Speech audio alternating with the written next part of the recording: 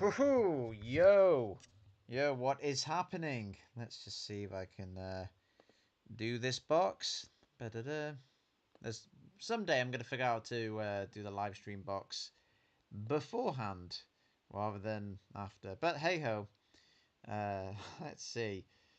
Hey guys, happy Friday, folks. Let me just.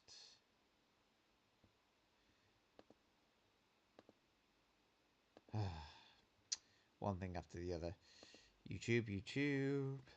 How you guys doing, folks? Happy Friday. I was gonna do this last Friday, but I had an early trip on last Saturday morning that I did not want to. I didn't want to sort of rush this, and also I was just so exhausted last Friday night that in the end, I just sort of I don't know. I just sort of how you guys doing, folks? I just sort of called it early. I just sort of cancelled. Here we go. Live chat. Here we go. There's the URL we wanted. Watch this, guys. I didn't want to sort of rush this, and also I was just so exhausted last Friday night that in the end, I just sort of I don't know. Hey, now we are talking. Excellent. Good. So happy Friday, folks. Oh, that's the other thing. Here we go. I need to make sure that my audio is coming out okay because last time it was like a weird double voice. I didn't want to sort of rush this, and also I was just so exhausted last. Cool. Now we are in the end. I just sort of Yep, that sounds good, guys. I'm so happy. So last week, I don't know why I'm still struggling with the software. I'm trying to learn it, but this is the first time I've ever done a live broadcast playing a game. This is the first time I've live streamed a game. So historical moments, you know. We're gonna go from my 14,000 subscribers to 14,001. Guarantee. Got a good feeling about it. But and also the other thing is I wanted to leave it a few days before doing a live stream because I didn't want to spoil KEnobi episode 5. But what an episode! It's just epic. It's just awesome. Let's see who we got in the chat. Mateus, is that how I pronounce your name? Says hi. Hello, my friend. Welcome. I don't think I've seen your comment before, but glad to have you on board. I've re-downloaded the classic Battlefront game because I've just been in. I mean, the thing about KEnobi is it's just got me in such a there's such nostalgic hype that I mean. Episode 5 of KEnobi was pre Attack of the Clones, so much so I'm in the mood for classic Battlefront because it came out before Revenge of the Sith. So I wanna play this game. I haven't played this game in years. Now, why is there always just there's one problem after the other? Now I've lost my little microphone.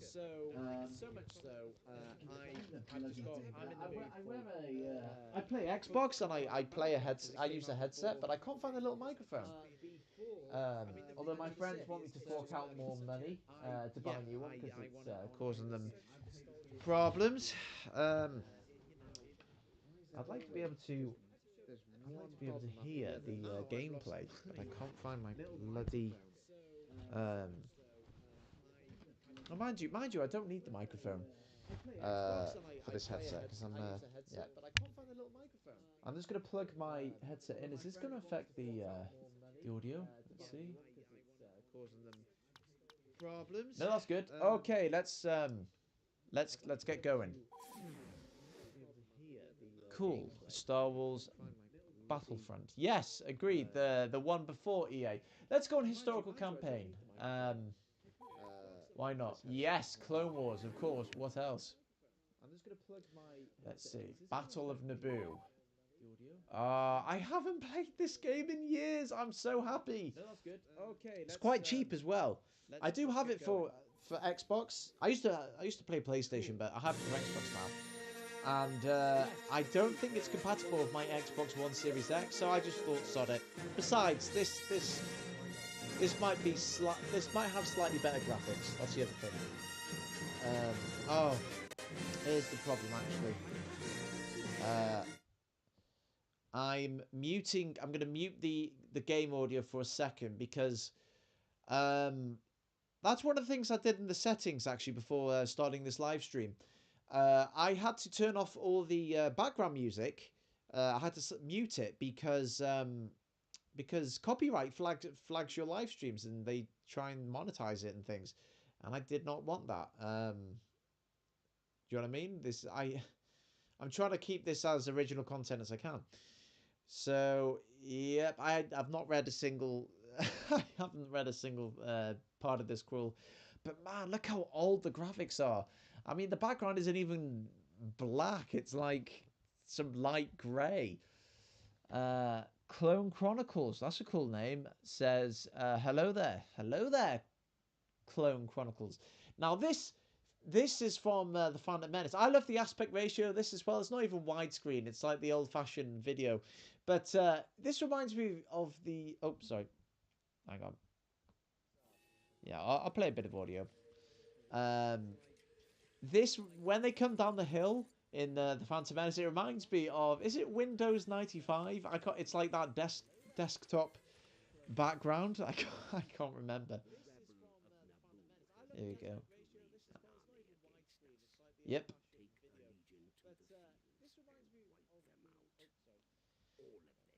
So, interesting fact, the guy who does the voice of Sidious here, if I'm not mistaken, he also did the voice of Sidious in Revenge of the Sith, the video game, and in the Clone Wars microseries. I forget his name for the life of me, but since this channel's most ambitious project, the Clone Wars, I can't pause this, can I? I can never multitask. Yeah, green is ours, red is the enemy. It's very yeah. And the natives have the yellow. But I don't think they do that in Battlefront 2, did they? They didn't do the native command posts anymore, unless I'm mistaken. They need to remake this game, like completely. Oh no, they did, didn't they? Of course, EA's Battlefront, and I don't mind it, but it's not the same game, is it? It is not the same game. So I wish they changed that name. I wish they called it something else, like EA instead of EA Battlefront. They should have just called it like Star Wars. I don't know. War on, but I don't know. I can't come up with a better name. But it's just, yeah. I don't know. It's not the same game. Yep. Yeah, I'll skip this. Oh, that's cool. There's a YouTuber, Star Wars YouTuber, who uses this intro. It like does all this zoom in, and then it goes, "Attention, Sergeant on deck." I can't remember his name, but I did subscribe to him. Yeah, look at them graphics. That's great. Oh, what are the buttons? There you go. Wow. Right, now I can focus. Oh, I was gonna. Right, that's that button. How'd you go faster? Why did I skip the tutorial? Right. Here we go. Can you capture it? No, I have to get out. Unbelievable. Oh yeah, so the guy voiced Palpatine. Oh right, someone's. Where is he? By the way, just oh, killed by a Gungan. Fantastic. Just for yeah, so the guy voiced Palpatine in this game and in the original Battlefront 2 and in Revenge of the Sith and in no, that's a grenade. How do you run faster? Can you not even run fast on this? That would really suck. He voiced him in the microseries, but personally, I don't like his Sidious voice. He voices Palpatine like very accurately, so much so that in my canon edition, I'm not even going to redub Palpatine, but I am going to redub his Sidious because he calls Anakin, like he pronounces Anakin's name right as Palpatine. He goes, and young Skywalker as well.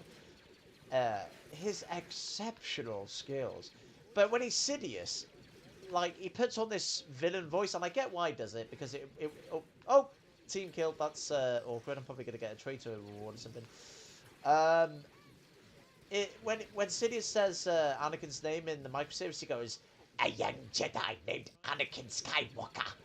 Find him and eliminate him." And Sidious did just never talk like that. It's like, just because he was a villain doesn't mean he talked like a villain. Like, if you listen to Sidious in the prequel trilogy, and by Sidious I mean Palpatine when he's got his hood up, he just sounds like Palpatine, but just slightly, you know, colder and emotionless. But it's still Palpatine. So I've already got a guy now called I forget his name because I've only just hired him recently. The Concordian Jedi, I believe he's called. There's a YouTuber called the Concordia Jedi. You should check him out. He does some amazing impressions of Star Wars characters, including Sidious.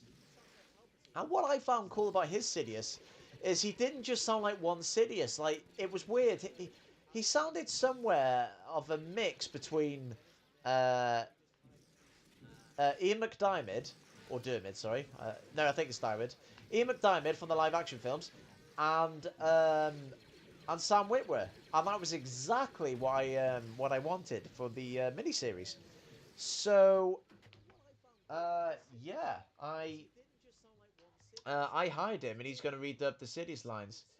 Is my thing charging? Oh, it is charging. Good, good. That's just checking my laptop was charging, because I'd hate to cut this thing short. So, what are the objectives? What are my objectives? I mean, I know ultimately you're supposed to just kill all the other enemies and take all the command posts. But is there anything... maybe that's just reserved for Battlefront 2. In the sequel, they actually had campaign objectives, which was an improvement. Because that way each level's different. Like, in one level you have to destroy a generator, or in the next... I don't know, you have to return a hologram or something. Oh.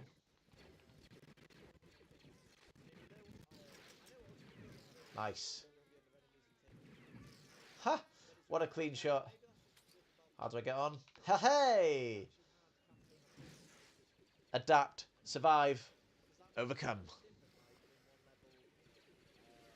Oh, Clone Chronicles says that he's in the Concordia Jedi's Discord. Yeah, cool. He is a cool dude. He doesn't talk much. I'll say like, "Hey man, how's it going?" It'll be like, "Yeah, fine." Like, or you know what I mean? Very one-worded reply. But he is, you know, to be fair to him, he has told me he's busy. But no, honestly, I'm lucky to have him on board the Canon project. He's a talented voice artist. I might even have him redub some of Obi-Wan's dialogue in the miniseries, because he claims in one of his YouTube videos to do an impression of Clone Wars Kenobi, which is done by Arnold Taylor, right? Or Taylor Arnold, whatever his name is. But I'd argue he sounds a lot like Ewan McGregor. So I think to begin the miniseries, we could have Concordia Jedi as a Ewan-styled Obi-Wan, and then slowly transition him into James Arnold Taylor, that's his name. James Arnold Taylor's Clone Wars Kenobi. Because that's one thing I'm always a fan of, incorporating different different actors playing the same character. Like a lot of people, like for instance, when George Lucas redubbed Boba Fett from, was it Jason Windgreen or whoever he sounded like, to Tamora Morrison, I get that he's trying to do it for continuity, but I kind of wish it was the other way around. I kind of wish whoever he got for Django in the prequels would sound like the original Boba, because the original Boba sounded like, "What if he doesn't survive? You know, he's worth a lot to me." But he didn't have that New Zealand accent. But now he's been completely kicked to the side, the original guy, which I think isn't right. But one thing I've noticed, and this could be a coincidence. It probably is a coincidence, but maybe it isn't. Is D. Bradley Baker, who voices the clones in Clone Wars and Rebels and Bad Batch, who's the sniper in Bad Batch? What is he called? The one who leaves the group. Is it? Oh, I forget his name. I need to capture a command post. What is his name? The guy in Bad Patch. I need to rewatch it. Whose inhibitor chip causes him to stick with the Empire. Anyone got the answer to that? The sniper in Bad Batch, folks. I need that name. The sniper in Bad Batch. Well, whoever the sniper is in Bad Batch, his voice, and someone brought this up to me actually. I'd be lying if I said I discovered this. He sounds like the original Boba, and I think that's such a neat nod. I'm not going to capture this in time. In fact, I'm just going to kill the last guy. Where is that last bugger? There he is! Mine! Woohoo! Ah, victory. Of course, you can't hear the music because I muted the music. Dun dun! Shun dun dun! Shun dun! Hum bum bum! Yes, I would like to save. The Royal Naboo Security Force is trying to retake feed while the bulk of our forces are engaged with the Gungans. I'm not going to capture this in time. You must hold the city at all costs. Where is that last bugger? I'm going to Google who voices Sidious because I'm starting to think this is not the guy who voices him in whatchamacallit in Battlefront. Let's see. Battlefront, was it 2003? Battlefront 2003 cast. Or was it 2004? Oh yeah, so it's 2004, 2003. I'm going to Google who voices Sidious because I'm starting to think this is not the guy who voices him. Let's see, who is he? So I don't want to get sidetracked. In Battlefront.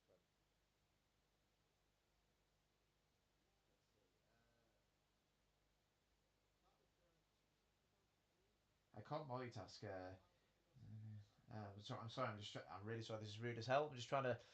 Crosshair, thank you, Crosshair. Bloody hell, that's his name. So the sniper in Bad Batch, Crosshair, sounds very similar to the original Boba Fett voice, and maybe that was D. Bradley Baker's acknowledgement, or it's just a coincidence. But it kind of, you know, canonizes the old guy.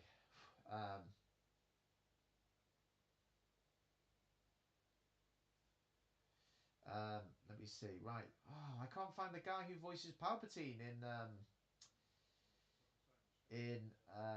original Battlefront. All cast and crew. Here we go. Here we go.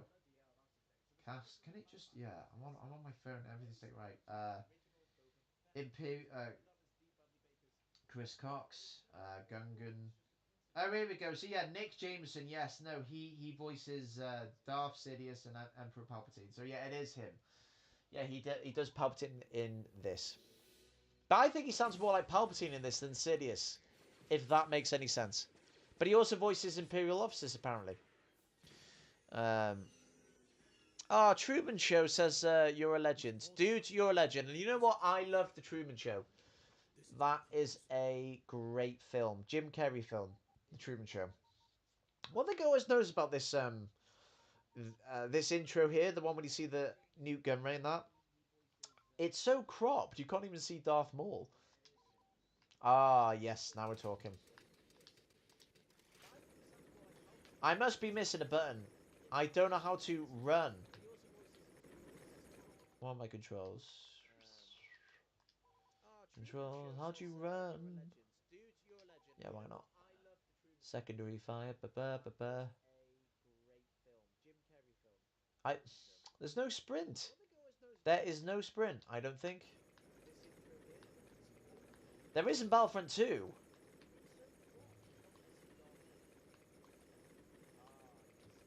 I don't know.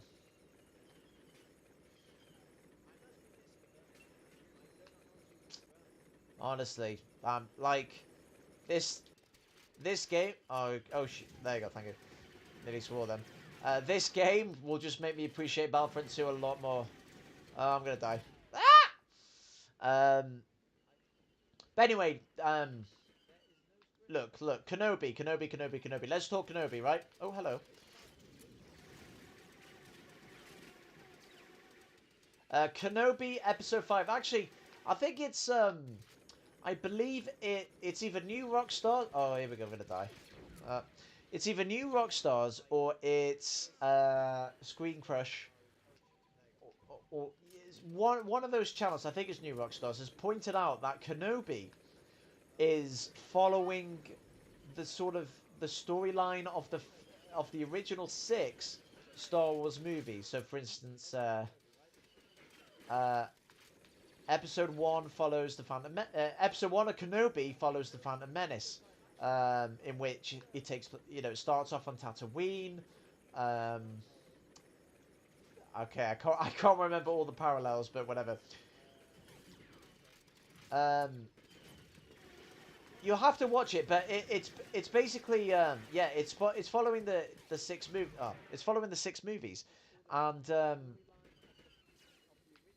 and like particularly this one, episode 5 is it's following The Empire Strikes Back. It's this is like The Empire Strikes Back. There's like a sort of, in a way, there were plot twists in Empire Strikes Back. It's obviously Vader goes, I am your father, but in this it was more like Vader knew that she was the youngling, or like the plot twist was that she was the youngling.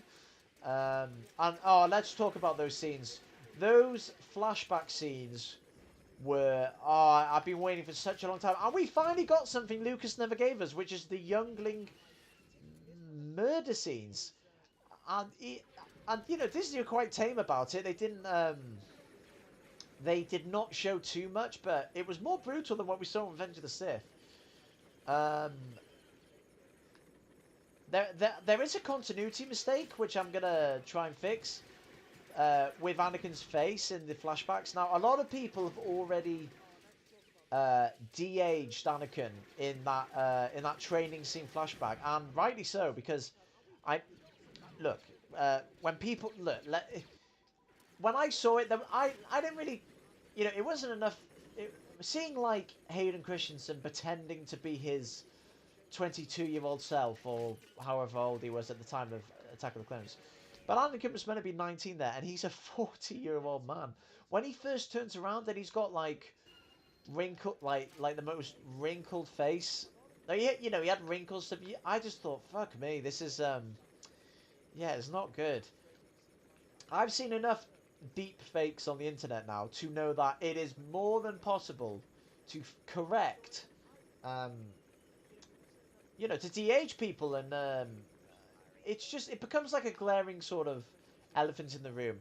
Now, like I said, it wasn't enough to ruin the episode, but it was, it's just kind of awkward.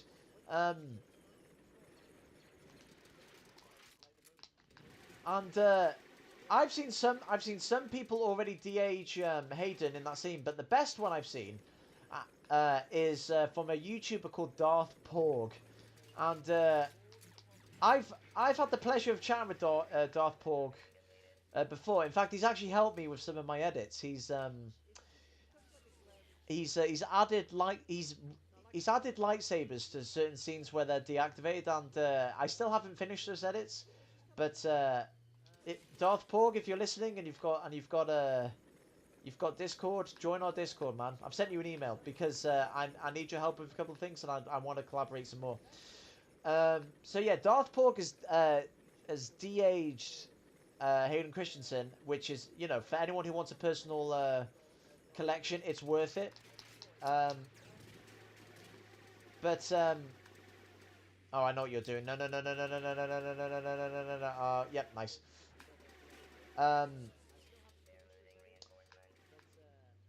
Yeah,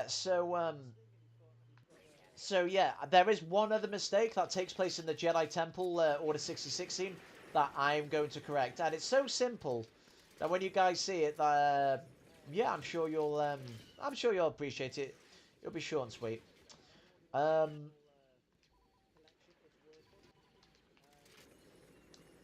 But no, I this is why I love fan edits, man, because some small, simple tweaks, and all of a sudden, like, it's like, it makes you scratch your head going, why wasn't this done by Disney?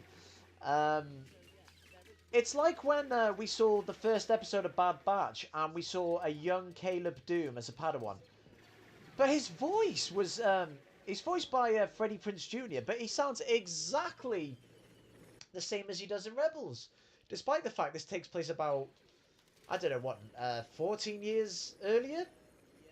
So, why does this kid sound like he's a grown-ass man? Do you know what I mean? So somebody I know, I don't know, I can't remember his name, but somebody on YouTube raised the pitch on his voice. And the thing about me is, even though, like, for instance, when I saw that episode, the first thing I wanted to do was raise Kanan's voice in Bad Batch to sound like a kid.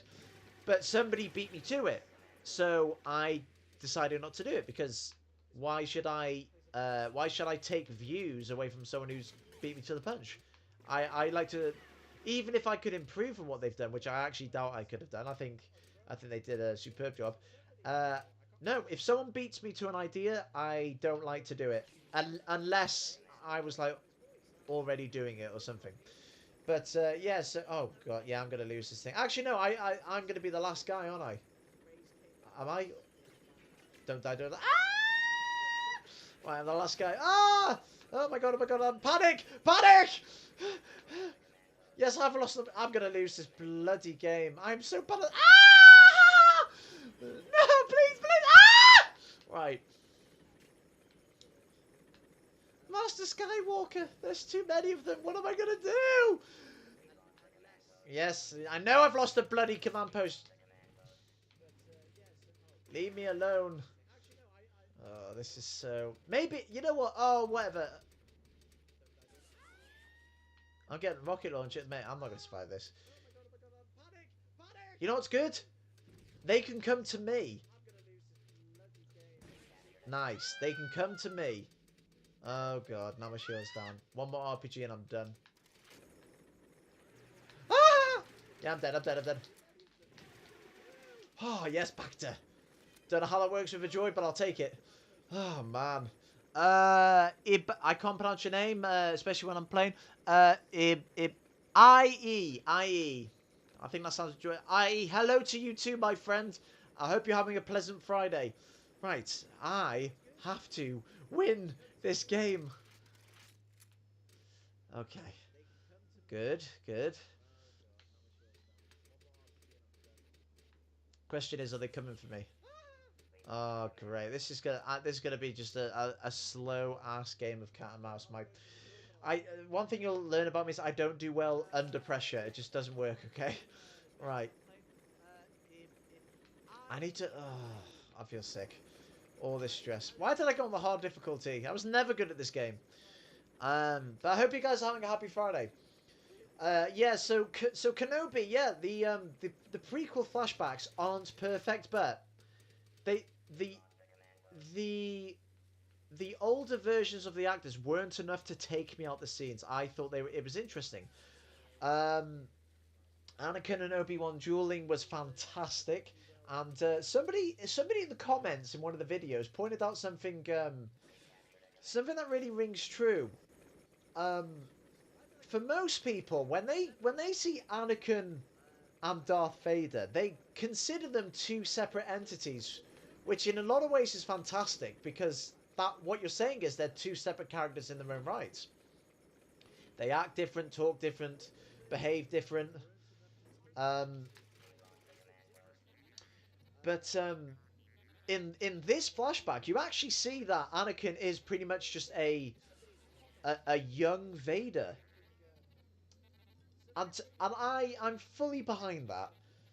And it's like you can almost see the foreshadowing. It's right, I can hear them. Where are they?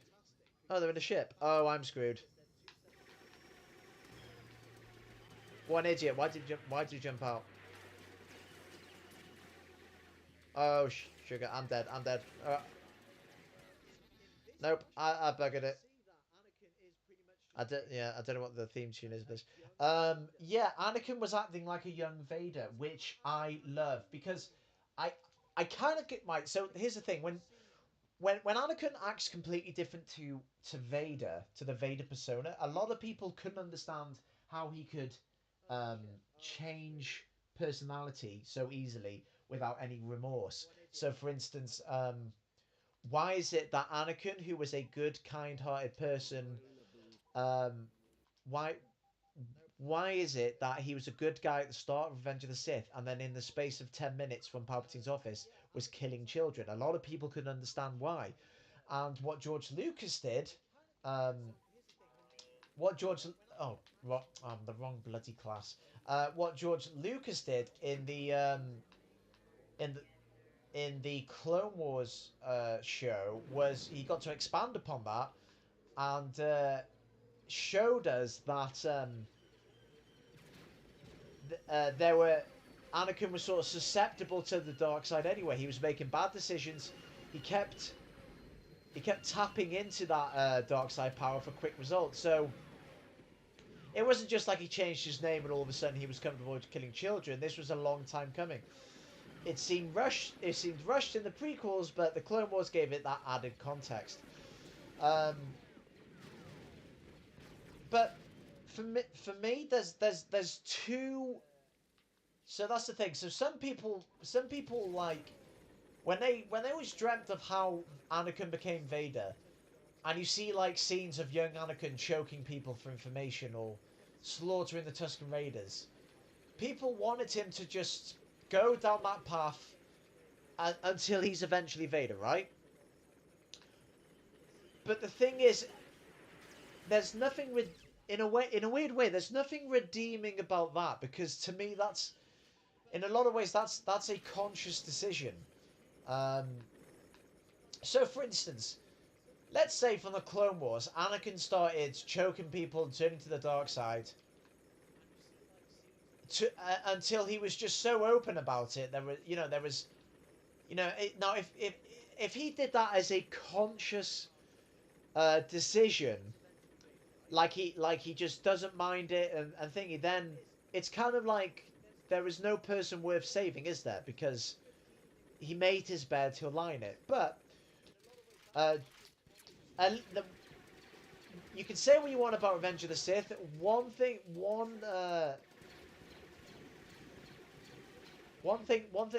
it got right was that when Anakin turned to the dark side, it was literally selling his soul. Like he had to do anything to survive. So instead of seeing this like I prefer doing this, the dark side this way. It's more like it was more of a desperate move than like slipping into some comfortable dark side pajamas, if that makes any sense. So so that's the thing. In Revenge in the Clone Wars TV show, Anakin was just already Vader in a lot of ways. Like that episode when he picks up Padme from her holding cell. He's just stood there with his arms arms on it on his hips like Vader, and he said maybe I should leave you here. That's cool, but then it's like that's just him being Vader. Do you know what I mean? That's him acting bad before he even transformed. But at least in Revenge of the Sith, this other version of why he turned to the dark side, because he had to literally sell his soul to the devil and do a 180.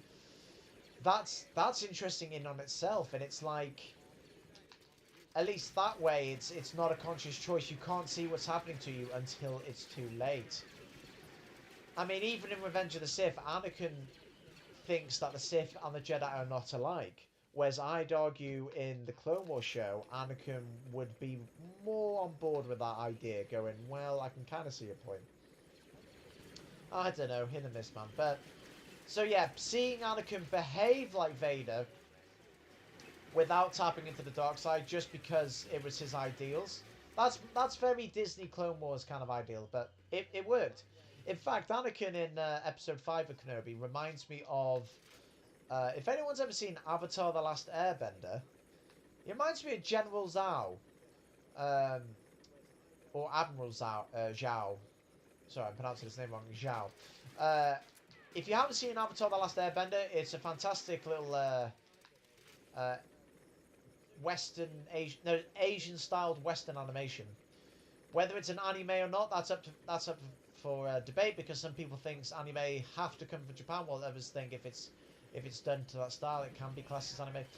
But Avatar: The Last Airbender has this one of the fire generals in it called General Zhao, and he's actually voiced by Jason Isaacs, who voiced the Grand Inquisitor in Star Wars Rebels. So there's a fun fact.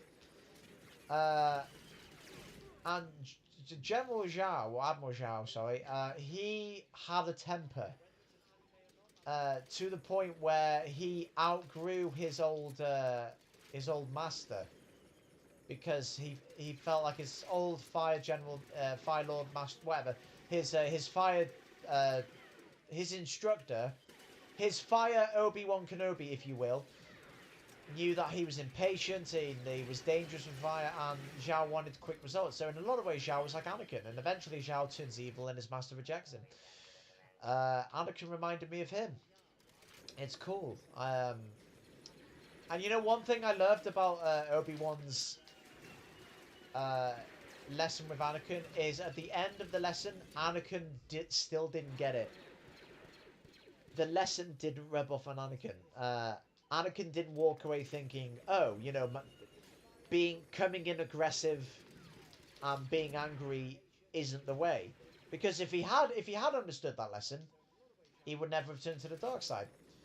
To me, he was left scratching his head, and he's tried to get his head around it, but it just didn't compute to him. How? Because he has witnessed firsthand using anger and aggression to get his way, and this comes into play later on when he kills the Sand People in Attack of the Clones. So the lesson still hadn't rubbed off to him, and maybe finally when he faces when Kenobi escapes yet again in Episode 5 of Kenobi, maybe this has finally allowed Vader to understand what Kenobi was getting at, and that's why in A New Hope, Vader goes, "When I left you, I was but the learner. Now I am the master." Maybe he finally, after Obi-Wan escaped again, does the old lesson in that flashback make sense? It didn't make sense straight away, because otherwise he would have learned it and never became Vader. But oh my god, how am I so bad at this game? I can't even complete this level.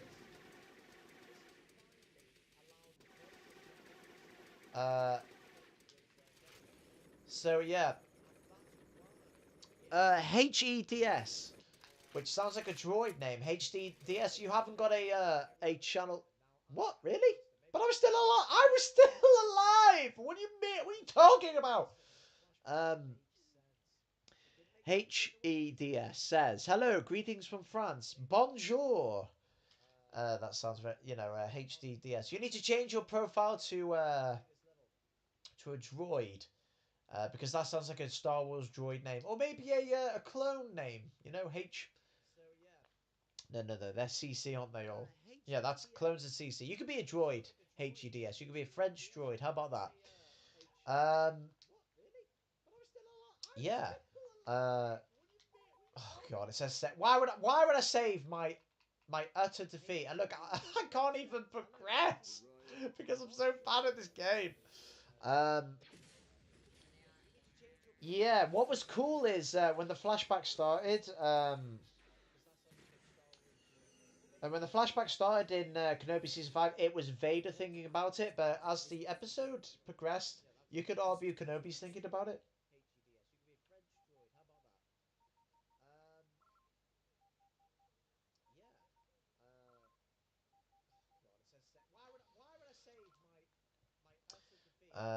Right. I've had enough of this. This is the one, guys. This is the... This is the... I need this. No, I need that. No, come back. Come back. I command you to... Oh, you can't get... Oh, cool. I can give orders. Yes. Let's be in. Thank you. Right. Right, this is it.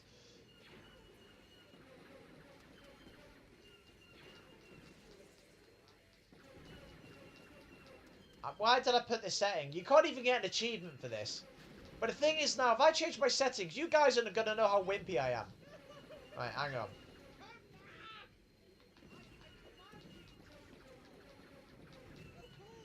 Who's going to die first? But yeah, I'm going to die first. Yeah, these guys are going to kill me now. This. Yep. Brilliant. Killed by a bloody computer.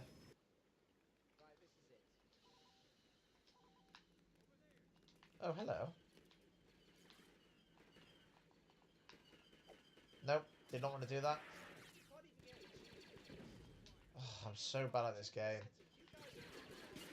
Right, that's it. I'm just gonna quit. I'm gonna quit! Right. Oh, I'll try a different class. Not a sniper. I don't have time to sit down and...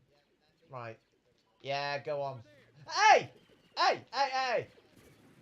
Right, brilliant. Brilliant. I'm gonna... This is so embarrassing. I can't... Oh. Really? Oh, my... I'm sorry you have to witness this. Oh, right. Not this guy. Not this guy! Wasn't there... Didn't there used to be a yellow droid? Or has that been replaced now? Didn't there used to be... didn't there used to be like a yellow engineering droid? I'm gonna die. I'm gonna die. Brilliant.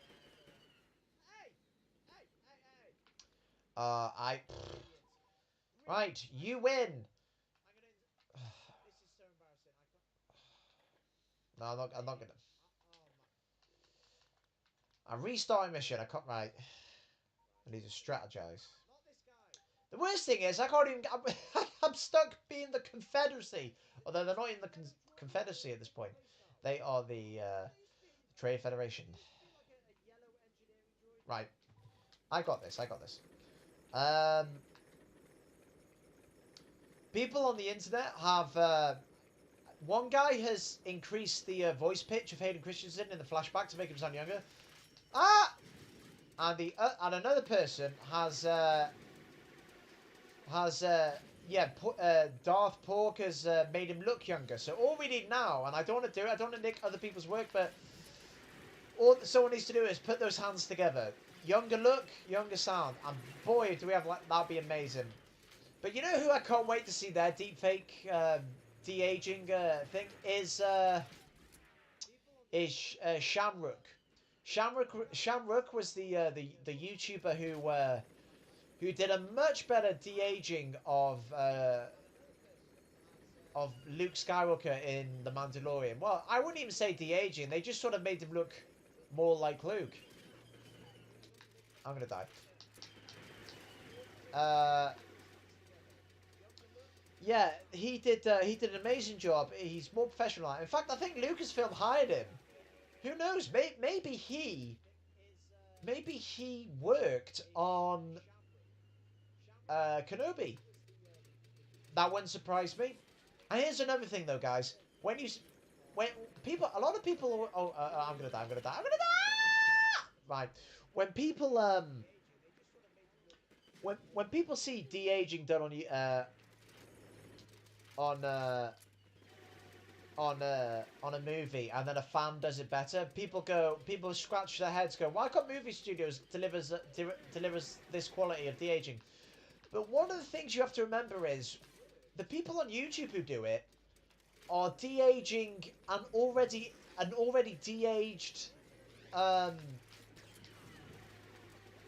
an already de-aged clip at a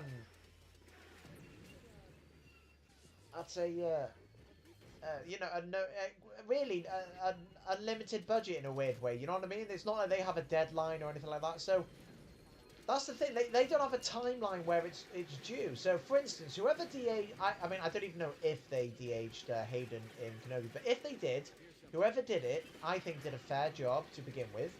But if they wanted to tweak him more, they probably just didn't have the time because of the release dates. Although they did, now I think about it, they did push back KEnobi's release dates, didn't they?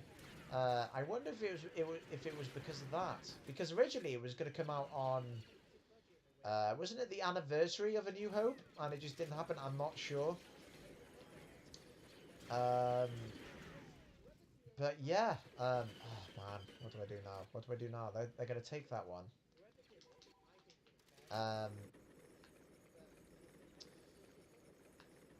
But yeah, episode 5 was the best. You know what? KEnobi, the TV show KEnobi, has been doing a lot of callbacks to the Force Unleashed, which I think is interesting because it's that's no longer a canon game. So, for instance, in the Force Unleashed, we have. That game was never canon to begin with, right? Because it was a video game, and they're never really, a solid answer. But nobody had. There were so many different versions of how the Rebel Alliance was formed that the Force Unleashed was an on-screen version that people just wanted to accept. They wanted to accept that Starkiller was Darth Vader's secret apprentice, and he turned good, and he inspired, or Vader unintentionally formed the Rebel Alliance in a bid to overthrow Palpatine, and people were really behind that, and so obviously people were heartbroken when Disney acquired Star Wars and decanonized the expand the universe. So these Force Unleashed callbacks, such as Kenobi in the dark saving Leia, or Vader pulling the ship like Starkiller does, or I suppose like Kylo Ren does. Yeah, people consider these callbacks to the Force Unleashed, and they think that something from the Force Unleashed is going to happen, like Starkiller will make a canonized appearance. I don't mind that. I think it's cool. And there's kind of even more of a clue about that because Vader says... Well, Vader basically let that youngling live knowing full well she was alive. And if that's his mentality, that means that we may have somewhere in the Jedi Temple someone who becomes Starkiller. It's possible. And that'd be really cool. Do you know who I would love to see become Starkiller? The kid from, and I've said this in a previous live stream, the kid from Revenge of the Sith who goes, Master Skywalker, there are too many of them. What are we going to do? There are so many reasons why I would love for him to be Starkiller. Now, first and foremost, there was nothing wrong with Sam Witwer as Starkiller. You know, he gave us that character. He gave us the voice. He gave us the physical performance. And if they made him Starkiller, fine. It'd be great. I can't think of anyone more accurate. But just because he was the original doesn't mean he has to always be him. Just like Peter Serafinowicz voiced Darth Maul in The Phantom Menace, but now we've got Sam Witwer. People, different actors inhabit the same characters, and it's fine. I think Witwer should be the Legends Starkiller, but I think the kid from The Phantom Menace, look at them flowers just grow, space flowers. I think the kid from Revenge of the Sith who Anakin startles with his lightsaber, I think he should be the canonized Starkiller for a couple of reasons. First and foremost, he was in a Star Wars live action movie, and I think anyone tying that in, how is it 0? How is it 0? I was alive! Right. I think that, yeah. Oh, God, I lost my train of thought. Yeah, I think Vader could have spared him or abducted him to be his own personal Starkiller. AKA, I mean, that's the thing, and a canonized Starkiller can mean anything, right? So, Starkiller doesn't even have to be his apprentice. He could just be... Well, actually, I was going to say just another Inquisitor, but that wouldn't be the same character, really. So, yeah, no, I think the kid should be... So the first reason is we've seen him in a Star Wars movie, which makes him a great contender. But another reason is there's a photo of Hayden and this kid at one of those Star Wars conventions reunited, which would be cool as hell. And 3, just because Sam Witwer was Starkiller doesn't mean he always has to be Starkiller. This kid could be the next Starkiller, the new Starkiller, the canon one. Just like Rosario Dawson, she is now Ahsoka Tano. Even though for years we've had and still have Ashley Eckstein or Eckstein. She brought Ahsoka to life. She is the voice. She has encapsulated the character. She will always be Ahsoka. But now that Rosario is part of it, plays her, that doesn't mean that, you know what I mean? They're both Ahsoka. Just like Sam Witwer and Ian McDiarmid are both Palpatine. Do you see what I'm saying? So this Revenge of the Sith kid, who Anakin who calls him Master Skywalker. That's another reason. Master. And Anakin wasn't even a master. I mean, he was Ahsoka's master, but he wasn't the rank of master. That was the whole driving plot point of Revenge of the Sith. This kid refers to him as a master, and that's who Anakin should become. His master. Make that happen, Disney. And I'm telling you right now, if that happens, I fucking called it. Yeah, I need to read these comments. So yeah, HEDS says episode 5 was amazing. I agree. Oscar Rodriguez says, also, to that point you made about the de-aging, fans have time, studios have deadlines. Absolutely right. You are absolutely right. And this is what I was saying. Movies have a deadline. But fans, the people on YouTube who you could argue make better de-aging edits, they have time on their side, and usually what they're de-aging is already de-aged footage. So for instance, they're not starting from scratch, they're de-aging someone else's edit. It's like somebody de-aged Robert De Niro in The Irishman, because even though I like, you know, I liked how he looked de-aged, yeah, it kind of looked goofy, especially for the ages he was claiming to be. You know, he looked like he was in his late 30s, early 40s when he was meant to be, when the character was supposedly in his 20s. Made no sense. Someone de-aged him and he looked great, but he wasn't de-aging him from scratch. Now, if he was de-aging behind the scenes footage of De Niro, yeah, and did a better job, I'd say more power to you. But he wasn't. He was de-aging the final draft in the movies. So yeah, it's a lot easier for fans to de-age because most of the work's done. There's no deadline. But having said that, whatever the fans have done, you have to remember though, the fans that have done it have actually done it in the space of a few days. It hasn't even been a week since KEnobi episode 5 came out. And yet, in the space of 3 days, no, nearly 3 days, someone's made Hayden look better. Yeah, I don't know. Disney, figure that one out. You could argue though that they didn't want to. The only other problem with de-aging is how much humanity do you want to take out of the what we're seeing? Like, they're obviously so happy to have Hayden in and reprising his role that if you're starting to make him look like computerized and younger, it's like they might as well have got someone else in and deep faked it, right? So maybe they just wanted to be authentic. So it's, you know, apples and oranges, I guess. But yeah, fans have it easier. Oscar also says that in 2008, Anakin/Vader received 2 apprentices, Ahsoka and Starkiller. That's true. In 2008, Vader had Anakin and Vader both had 2 apprentices. In the Clone Wars TV series, which became canon, Anakin officially had Ahsoka Tano as his apprentice.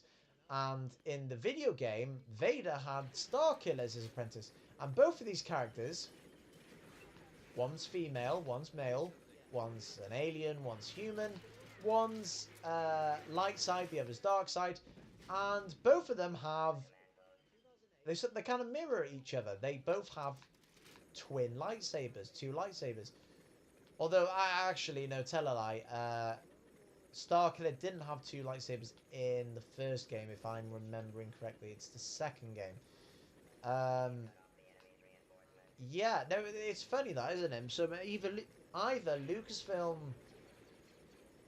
you know, talked, or it's just a funny coincidence. Mike Smitty says, yeah, fans just think Lucasfilm has all the money in the world to spend on Kenobi, like on visual effects. They're on a budget like everything else. Indeed, people think because Disney own Lucasfilm that Disney's net worth goes into Kenobi. It isn't. You have to remember that it's a business, so they can't sink unlimited cash into Kenobi, because if Kenobi flops, if it bombs, they're in trouble, right? So yeah, they got deadlines, they got a budget, and they don't know whether they're going to stick the landing, because as we all know, Star Wars fans are not, well, we're not perfect. We are very, very nitpicky. But you know what? I'm surprised. A lot of people don't like Kenobi. A lot of people have complained about it, saying it's not their cup of tea. And I can't believe that. I thought this was going to be one of those surefire, this is a great thing. And I've had some people just go that it's not terrible, but it's not great, and I get that. I really do. It's personally, I mean, look, they've chose 6 episodes for a reason. I suppose they don't want to drag out a simplistic storyline, and like I've said previously, another channel's pointed this out. They're mirroring the original 6 films. So whatever happens in each episode kind of echoes what happens in the episode, like the Star Wars saga. So Kenobi Episode 1 mirrors the Phantom Menace. Kenobi Episode 2, Attack of the Clones. Kenobi Episode 3, Revenge of the Sith. Kenobi Episode 4, A New Hope. And Episode 5, what we've just had, is like Empire Strikes Back. So yeah, so I get that they're trying to keep this story minimum to 6 episodes, but I get that, and there are a lot of pros to that. But the cons of doing that is these big moments are rushed. I'd argue they're rushed. Think about it. Kenobi found out after 10 years.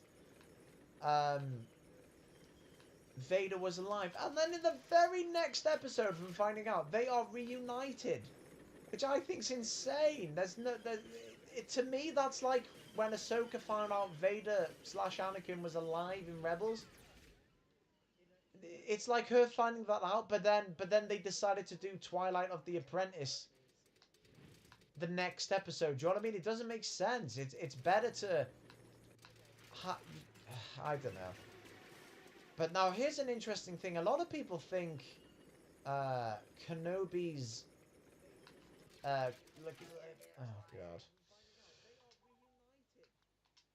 god. I'm changing it. I concede. It's just gonna stress me out. I'm going to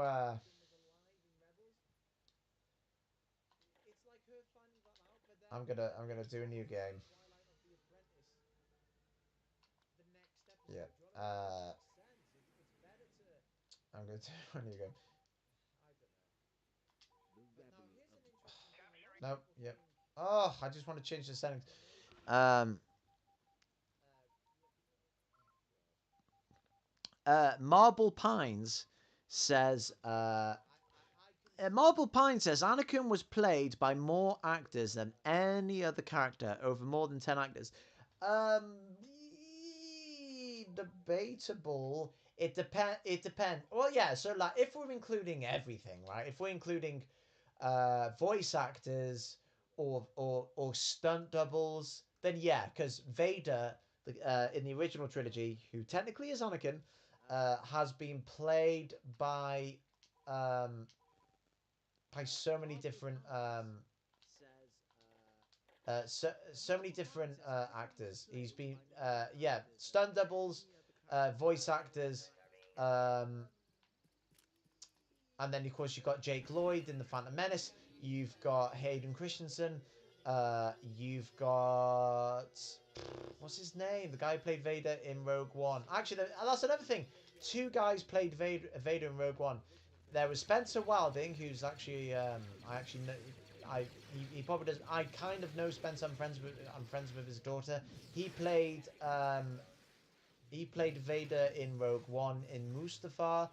And then there's the other guy who I hope I'm getting this correct. If I'm wrong, Spencer, I apologize. If I'm learning this correctly, I don't think Spencer did the hallway scene. There's the hallway scene Vader. There's James Earl Jones, of course. And then there's Hayden Christensen's stunt double. So yeah, all of these factors, all of these Anakin characters, yeah, he may have been played by the most. But I would double check that fact because I think Palpatine may have been played the most. You had whoever played Palpatine in Empire Strikes Back, which was actually a woman.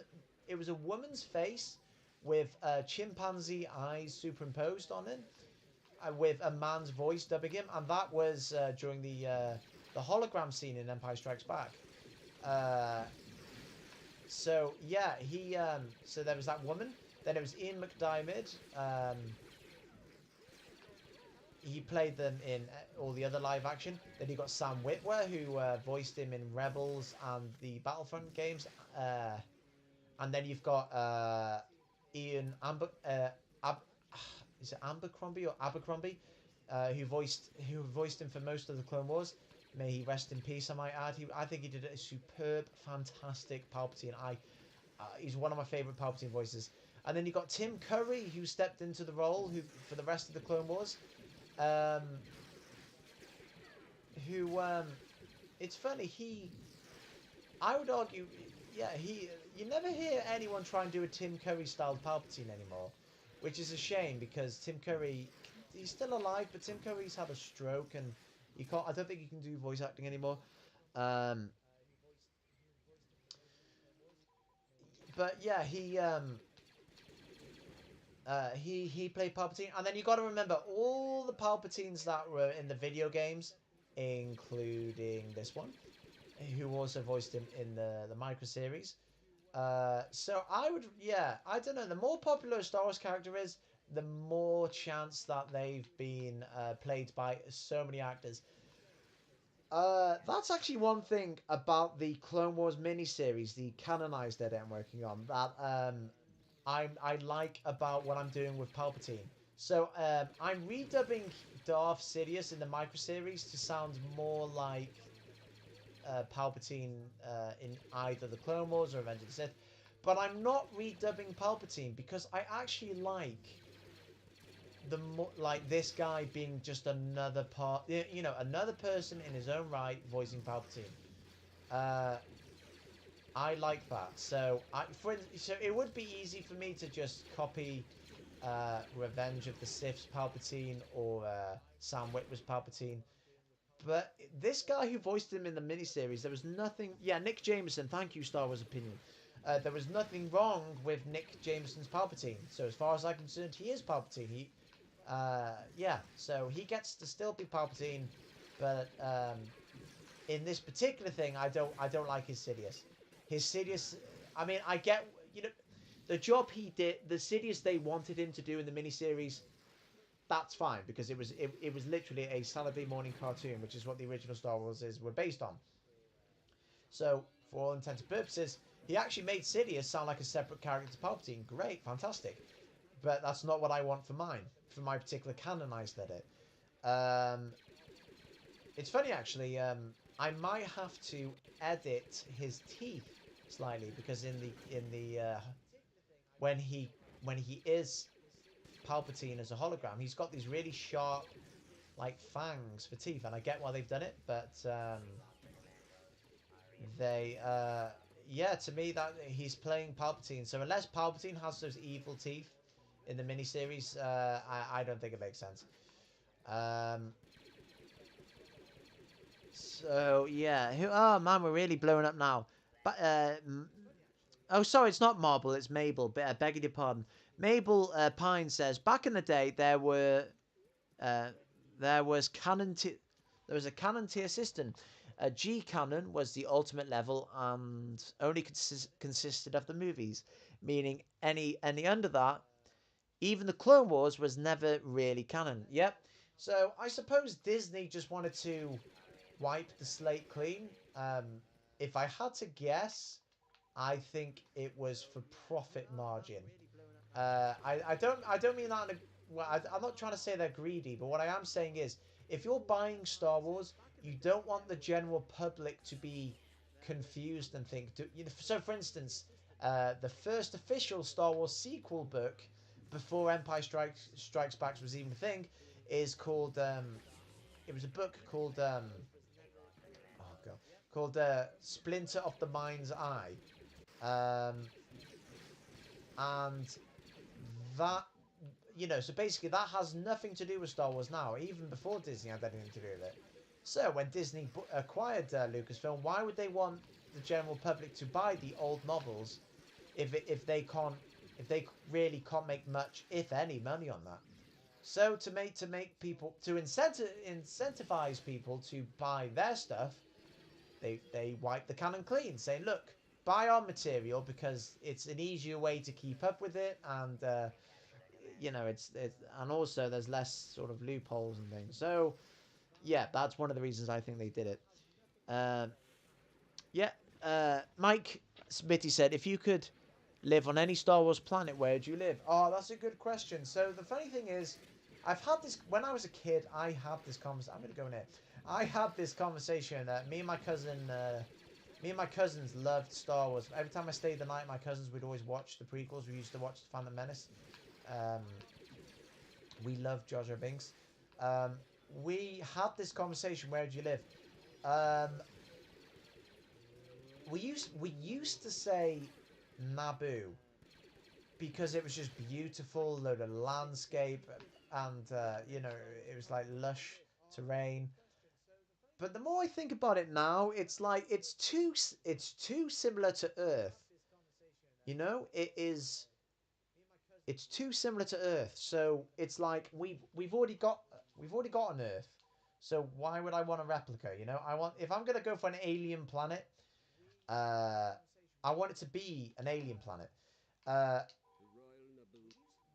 but the funny thing is, whenever someone asks me like if I could have any superpower or if I could live on a planet or whatever, I can't help but just keep things realistic. So, for instance, I would love to go to the planet Felucia that you see in Revenge of the Sith and the Clone Wars and that. Felucia is the flowery planet where Ayla Sakura dies.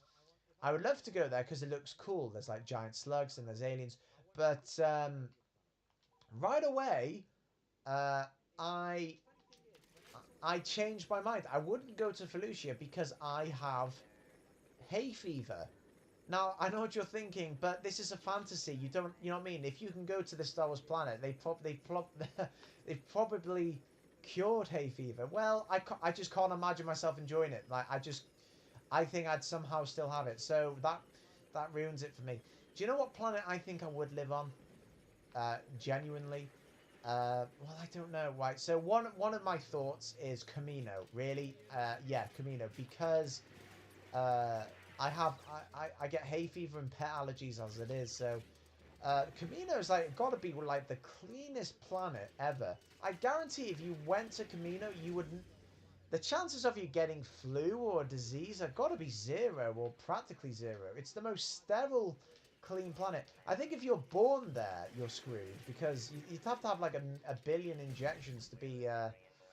You'd have to have a billion vaccinations to not die as soon as you land on a planet. But for a person like me that who like has anxiety and needs things like for instance, I love it. I love it when I'm at home and it rains. I hate it when it rains when I'm out, obviously, but when I'm at home and I get to watch it, I love that.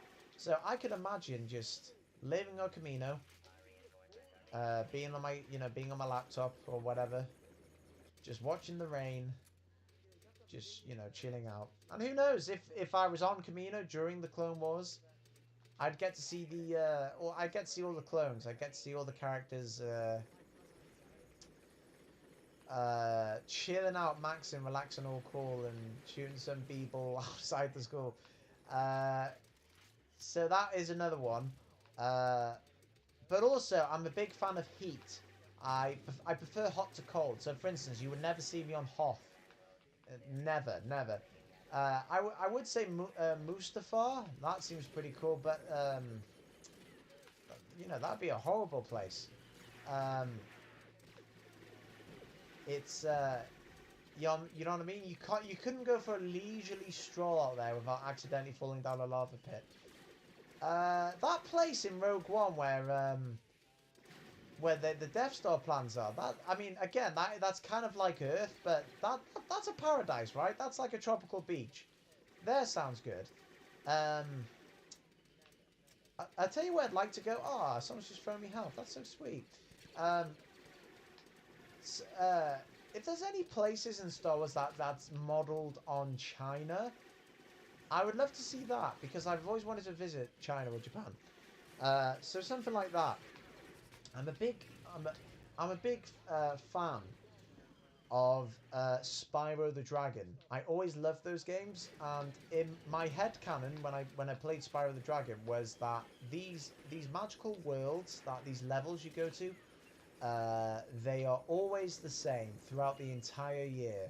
So if you go to a level in Spyro and it's raining, that means it always rains every day, Monday to Friday, no breaks. Um, that's what I thought when I was a kid. Anyway, I don't think that's the case now. So in a lot of ways, when I see a Star Wars world, it's probably not accurate, but I kind of imagine it like that. That's one of the things I hated about Kamino in the Clone Wars. It wasn't raining, and I think that was to do with they were still early on in that show, and it was about budgeting. It was probably easier to animate everyone dry. But to me, Camino always rains. It never had. That was the point of it. It was just a purely aquatic planet that just never seemed to stop raining. That was my headcanon, and I still think it is. I think if we watched the Battle of Camino in live action, I'd imagine they'd correct it.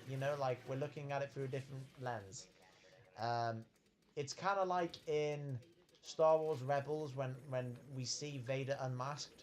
He has eyebrows.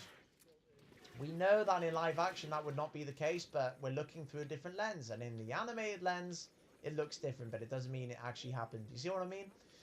Um, so yeah, what planet I would live on? Who asked me that? Yeah, Mike Smitty. Mike, what planet would you live on? If you could live on any Star Wars planet, what? Coruscant is another good shout because I can imagine you'd have plenty to do there because it's just one giant city. And since it is nothing but a giant city, and it seems to function, and it's all sci-fi bullshit anyway, I don't think you have to worry about global warming. You don't have to worry about the ice caps melting or, pollution, because it's just like, it's fine. It's like a self-sustaining planet. And since I have bad hay fever, as I previously mentioned, that would not happen in Coruscant. And it's got everything going on. It's got politics there. It's got the Jedi. Yeah, I would not go to Tatooine. I would just, Tatooine seems to age people with its twin suns. It's just a desolate place. It's like Jakku. Is there anywhere in the sequel trilogy? Was there any planet in the sequels that I liked? Not particularly. Act 2 seemed nice. Quite serene. That Act 2 to me would be a place to retire, possibly. If you really want to get away from it all. But it was filmed in Ireland or in the Isle of Wight, I believe. I need to visit that place. Um, JX Editor says, what's with the actor's name Matt playing Anakin? Matt Lucas and Matt Lanter from the 2 Clone Wars series, and Matt Sloan as Vader. Yeah, it's a always 2 there are, no more, no less. Yeah. Matt Lucas. Oh man. So for those of you that aren't from Britain, there was a TV show here that used to be on the TV called Little Britain. Who's firing at me? It's the last guy, I think. No, he's here. I need to kill the last guy before the time runs out. See what I mean? The moment I put this on medium, this battle was winnable, but on hard, it's too hard for me. Matt, in Little Britain, it was a variety sketch show in Britain. which has Matt Lucas, who is his bald-headed comedian from Britain who's been in a few things. He played the Tweedle twins in Tim Burton's Alice in Wonderland movie. Oh, you've unlocked a new item. You can now view this item in the special. Okay. The Wookiees can I want to see. I want to see the special item. All right, fine, whatever. I'll find it later. the Wookiees continue to Hang on, I'll let this talk. now they will learn the price of their insolence. Take a legion to Kashyyyk and destroy the trade center. So this game's still talking about trade rights, but at this point, you're not even the Trade Federation, are you? You're the Confederacy. Yeah, so Matt Lucas is a more famous name in Britain when you think of the word Matt Lucas. You think of oh, look at this, back when the Vulture droids were brown before they were changed to blue. Matt Lucas, we in Britain know him as this British comedian, but the guy who voiced Anakin in this game and in the microseries was also called Matt Lucas, and he actually does a pretty fair Hayden Christensen voice. But it's funny because a lot of people consider Hayden Christensen to be very monotone, which I'm in that camp. I love Hayden so much, but it's true. He always sounded like this in the prequels. So this Matt Lucas, he gives a bit more emotion, but yeah, that's the style I prefer, and I really wish they did that in the 3D in the 3D video game, in the 3D Clone Wars series rather. So for my micro series, like I said, I'm a fan of incorporating. Oh, sorry. I'm a fan of incorporating various actors under the same character. So for the mini series, I'm gonna have for most of it, he's gonna sound like Hayden, but if possible, I'm gonna put small glimpses of Matt Lantner as Anakin, and you could always chalk it up to puberty. But they did this thing in the end of the Clone. They did. That's not a Wookiee. They did this thing at the end of the Clone Wars in season 7 when Ahsoka senses Anakin killing Mace Windu. Well, if he killed him. They used Hayden Christensen's lines from Revenge of the Sith, but instead of Matt Lantner, but then they used Matt Lantner doing Hayden's line, and to me he sounds quite similar to Hayden. So that's what I love Star Wars doing. That when you try and sort of bridge the elephant in the room, I did the same thing with Ian McDiarmid's Palpatine and Sam Witwer, because both of them voiced Palpatine in Rebels in season 2. Sam Witwer originally voiced him, but then when Ian McDiarmid voiced him in season 4, he also went back and redubbed season 2. And for some reason, that redubbing only exists in Amazon Prime. Amazon Prime's Rebels season 2 episode. So if you purchase that episode, you can watch it. It's exclusive to that.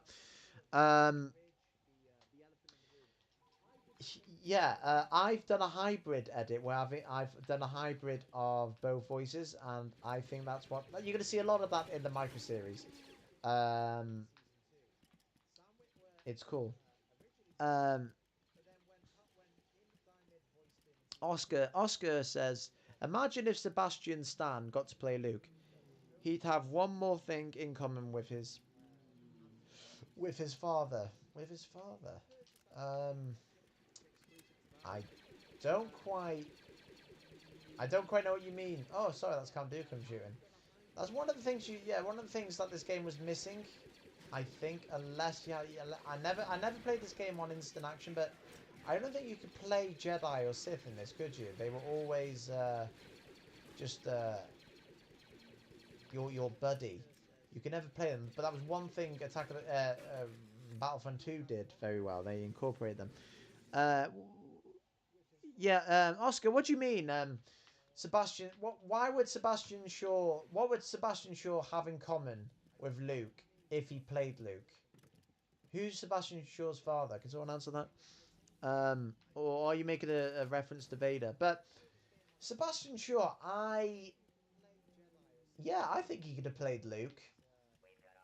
Yeah, I see no reason why he couldn't, except that we've had Luke deep faked on 2 occasions now that I don't know if there's any point. You know what I mean? Because the guy who's doing him, I think he needs to. They should keep him now because having this guy in as a deep fake rather than just Sebastian Stan, having this guy, it allows Mark Hamill to keep coming back on set and doing it. So I love this sort of symbiotic relationship. Um, but having said that, Luke should have like a standalone 6 episode adventure, and maybe then it could be Sebastian Stan. Hell, maybe Sebastian Stan could play an older Luke with a beard. I think that would nicely bridge, clean shaven Luke to this bearded one that we see in the sequels. Um, Oscar says, imagine. Oh, nice, I won. Oscar says, imagine a Jurassic Park boat ride through Felucia only to be attacked by Rancor. That would be epic. That really would. I need to check out some of the Star Wars theme parks. I've never been to one, but when I next go to America, I will definitely check out Star Wars Galaxy's Edge, whatever it's called. I need to see that. Wow, and I've only done an hour and a half. The Separatist army is amassing on Geonosis. Yep. Destroy them before they leave. Yeah, man. Yeah, Star Wars theme, but Star Wars, it's weird. I think all the stuff they have at their Galaxy's Edge looks amazing, but their holiday hotel thing, whatever they're doing, the Halcyon Hotel. Wait, listen to this guy. Wait. How could the Jedi come up with an army so quickly? We must send all available droids into battle. There are too many. I don't think you see it in this movie clip, but there's a guy that goes, "We must get the starships back into space."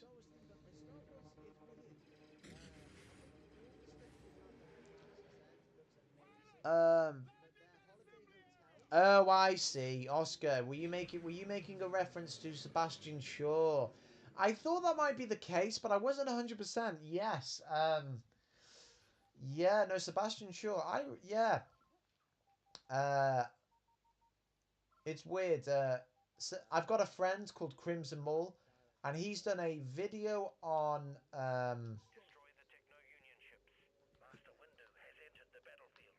I love Tim Morrison, man. Sebastian, yeah, Crimson Mall, who's a friend of mine and a frequent collaborator of this channel, has made a video ages ago where... How do I land this bloody thing? Get out! There you go. I'm gonna die. He's done this thing where he's deep faked. Oh shit! See, now that I'm not a droid, brilliant. I'm gonna die. He's done this thing where he's deep faked Hayden Christensen onto Sebastian Shaw, and it looks cool. And that video's finally blown up. Maybe it had something to do with KEnobi. Good for him, man. You should check it out. I love it. I think it storyline wise, it makes more sense. But I'm glad Lucas never did it. One thing I love about fan edits is we can do things and it's inconsequential, right? So I could, he's Crimson Mall's changed Anakin to Hayden in Return of the Jedi. Fine, that's fine, and a lot of people prefer it, and that's fine. I can see why. I don't see anything wrong with that. But I'm glad that never happened in the official movies because it's like, it's kind of like tough. Hayden didn't exist, or was a child. Where Sebastian Stan, he was dying Vader, and there are actually a lot of advantages to Sebastian Stan being Vader. How is this? How is its health not going down? Is someone healing it? I'm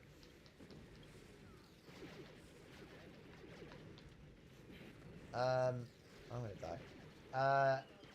Sebastian Shaw, not Stan. I'm so sorry. Sebastian Shaw. Then in Return of the Jedi, he sounded like James Earl Jones, and a lot of people assume that's how Vader actually sounded, and the mask wasn't the robot voice. The mask just amplified him. And also, yeah, in the original trilogy, they it set the tone for how old these characters should be. So Alec Guinness looked about 60, and so did Sebastian Stan. So people were shocked when Revenge of the Sith came along. Everyone's just so young. It didn't add up to the timeline. It might have made sense if A New Hope took place 30 years later instead of 20, but it doesn't. So yeah, so I'm glad. Yeah, I don't know. But I'm glad Lucas kept Sebastian Shaw rather than Hayden. And that's the thing. Some people weren't happy that that Anakin's ghost was Hayden Christensen, and I get why, because Hayden wasn't even in when the original trilogies came out, so they should try and keep it separate. But I like the idea that we've got both. We've got Hayden as the true spirit of Anakin, and we've got Shaw as the physical shell that Anakin left behind. That wasn't really a true representation of the man Luke had heard so much about. But yeah, Mike Smitty asks, who is the most underrated Star Wars character? Jar Jar Binks. Well, actually, no, I wouldn't say underrated because, I mean, he's controversial, but everyone knows who he is. He was meant. Fun fact: he was actually legitimately supposed to be a villain, maybe even the villain, because yeah, it's been practically confirmed that he was meant to be the villain, and because he was met with such a negative reception, they sort of scrapped that idea. But there's a lot of clues that he was manipulating everyone in the Phantom Menace, and these aren't just like tinfoil hat clues. Every time the chief characters are talking in the movies, sometimes you see Jar Jar's mouthing the exact same thing that these people are. Like when Padme says to Qui-Gon in Tatooine, "Are you sure about this? Putting our faith in the boy we hardly know? The Queen will not approve." And Qui-Gon goes, "The Queen doesn't have to know." Cuts back to Padme, and she goes, "I don't approve." And as she says that, look at Jar Jar Binks. He is also saying, "I don't approve." He is planting the idea, and basically, he does this so often. When Qui-Gon's breaking up, no, when Anakin's breaking up the fight up with Jar Jar and Sebulba, watch Jar Jar's hands when Anakin enters the scene. He is mind wiping. He's hypnotizing Sebulba. He's moving his hand in front of Sebulba, and Sebulba can't help but just follow his hand move. It's the funniest thing ever. Jar Jar was literally.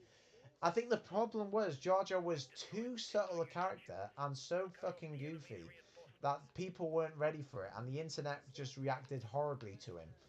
Kind of like how people are treating the sequels right now. I'm not saying If you ask me how I feel about the sequels, I always say the same thing. They're fun films. I consider them Star Wars films. I just think they're not great epilogues, and I think that's a fair comment. I think if the sequels were a separate trilogy altogether, taking place in the sequel era but having nothing to do with episodes 1 through 6, then yeah, I think that would have worked. But having it added to the end with no roadmap of who these characters were or where it was going is fucking insane.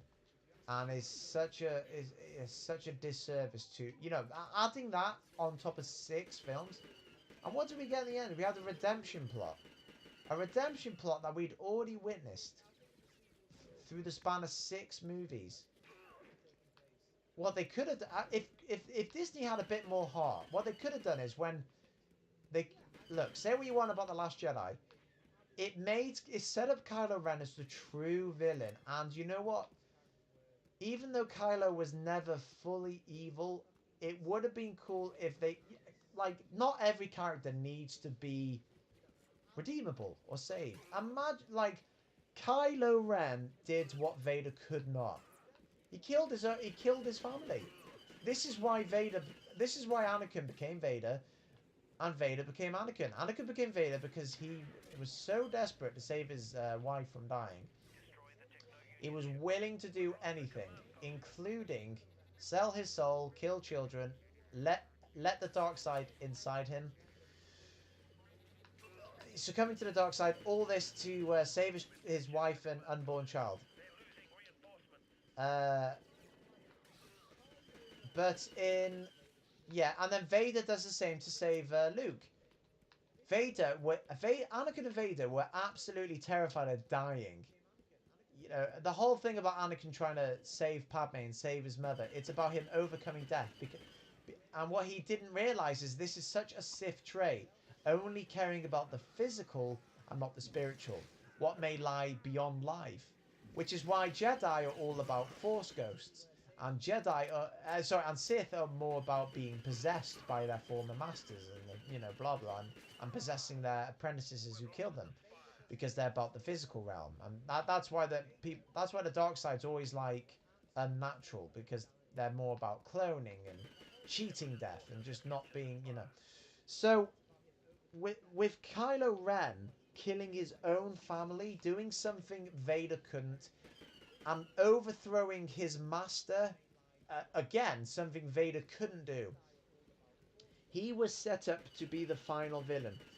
And even though he displayed goodness, such as not killing Leia and not killing Rey, even if at the end you want to give him a redemption, I would have made his redemption questionable, as in perhaps whatever he does, like he sacrifices himself to save Rey, we don't even know if he has been redeemed or not. The point is, I think having him just become good at the end and fight alongside Rey because she stabs him in the chest, it just, you know what I mean? Like,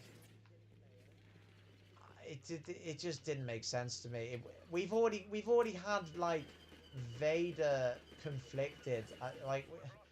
We just got too boring. You know what I mean? Like, we just had a replica of Return of the Jedi's redemption plot, and it was just so tacked on, man. Like, it's a lousy epilogue. It's a great film. All the sequel Star Wars films are visually great, and they're beautiful, and they're fun films. Star Wars is meant to be fun. It doesn't always have to be badass and serious. But as far as epilogues go, it sucks, in my opinion.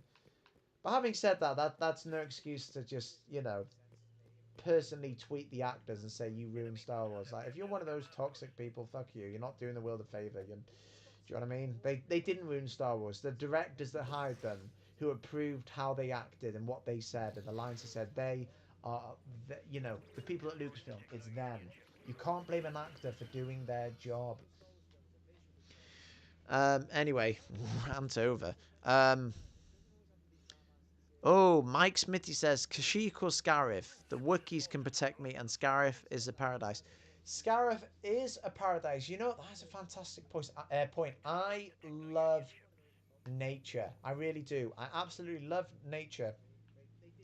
I grew up in North Wales, so I am surrounded by fields, and I live in a seaside town, and it's just such a quaint, lovely area that I'd love to live in when I'm older. So Kashyyyk, with its woodlands and its rivers and everything, yeah, totally get behind that. And the Wookiees are cool, and that's another thing. In Star Wars, you can potentially you can potentially learn. You know, it's like it's a different science and nature. So, for instance, if you now live in Star Wars land, perhaps you have a high metachlorian count. If we flew over there, so therefore, if you go to the Star Wars galaxy, you're not just like an Earthling visiting. You might be force sensitive. You could be a potential Jedi. So having said that, if you go to a Star Wars world where there are like alien languages, you might be able to speak uh, whatever the language is that Wookiees speak, Wookieese, So that's another thing. They make it look so easy as well. So yeah, living with the Wookiees. Kashyyyk, I didn't even consider that. That's a great suggestion. Living in the trees, man. Clips Films, Melbourne says Reaver nearly disrupts Star Wars timeline for stabbing stabbing Grand Inquisitor. Sorry. Yeah, I didn't think he was dead. I never thought personally. I didn't think he. Well, that's the thing. Have you seen the latest episode? Because it's worth seeing before listening to this section. If you haven't seen the latest episode of Kenobi, I'll talk about it quickly, and then I'm gonna come back to it. So just skip this if you haven't. I'll tell you what. You can mute this live stream if you haven't seen the latest Kenobi. And when my character like starts teabagging or jumping up and down, we would have moved on from Kenobi. Okay. Okay, I'm going to talk about Kenobi. Yeah, I always knew the Grand Inquisitor wouldn't have died because I just couldn't imagine Disney doing something so confusing than wiping out a chief character that they know full well is alive in Rebels. In fact, they wouldn't have even included him in the first place if they'd never seen Rebels. So of course he was alive. I just couldn't imagine them making like rebooting their on-screen continuity, or B, having two Power and Grand Inquisitors in their storyline. That's just so lame. So I always knew he was alive, and I just sort of saw it as, this is part of Reva's arc to like I can imagine she will fight him in the final episode. She will fight him whilst Obi-Wan fights Vader. Now, the weird thing is, Hayden Christensen has said in interviews that there's going to be the most epic rematch in history. So to me, that bold statement, there's going to be a close game. That bold statement does not apply to whatever fight they had when they first saw each other. When they reunited in episode 3 of Kenobi, yeah, that cannot be the fight Hayden was talking about. It can't be, because it's underwhelming. It's cool, it makes sense, because Obi-Wan's rusty and Vader, he's so terrified of Vader. But it can't be what Hayden Christensen's talking about. But I don't want that epic final fight to be next episode, because I've just heard Kenobi season 2. Well, I don't know how reliable this is. If there is a Kenobi season 2, that should be their final fight. Because imagine if he has a final fight with Vader this season, and then they get signed on for season 2. What would they do next season that could top that? The answer is they can't. They can't. Not at all. So, oh god, it's a droideka.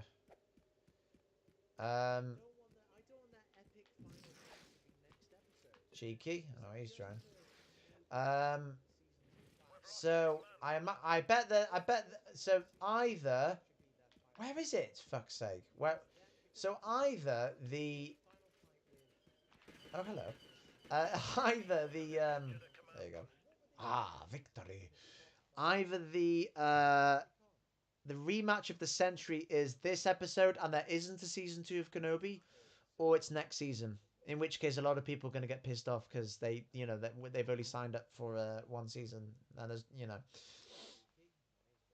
but yeah. Clips Films Melbourne says he wanted to do a skit about Reva nearly disrupts Star Wars timeline, referencing Lego Forest Fire 101 video of dumb stormtrooper shot Vader, but due to swears and slurs, so I won't do that. You know what? I have not seen Forest 101's channel in about maybe 10 years. No, I was in high school at the time. Over 10 years ago. I think I've graduated high school 2009. But yeah, I remember Forest Fire did these Lego shorts, including these Lego Batman films. Cool clip here.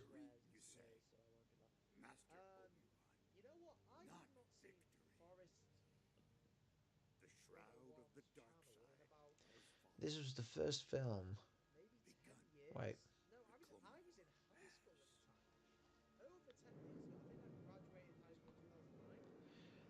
This was the first film we got CGI Yoda, and everyone thought it looked ugly, and it just didn't make sense, and but some things just take getting used to, and now everyone loves CGI Yoda. Just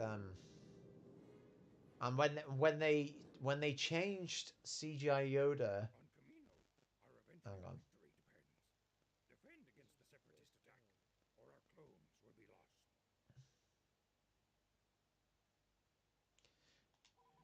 lost. When they changed Yoda in the Phantom Menace from puppet to CGI, it just made a lot of sense. See, this miserable planet with all the rain and nothing but tube like hallways, that would be my dream planet. No hay fever.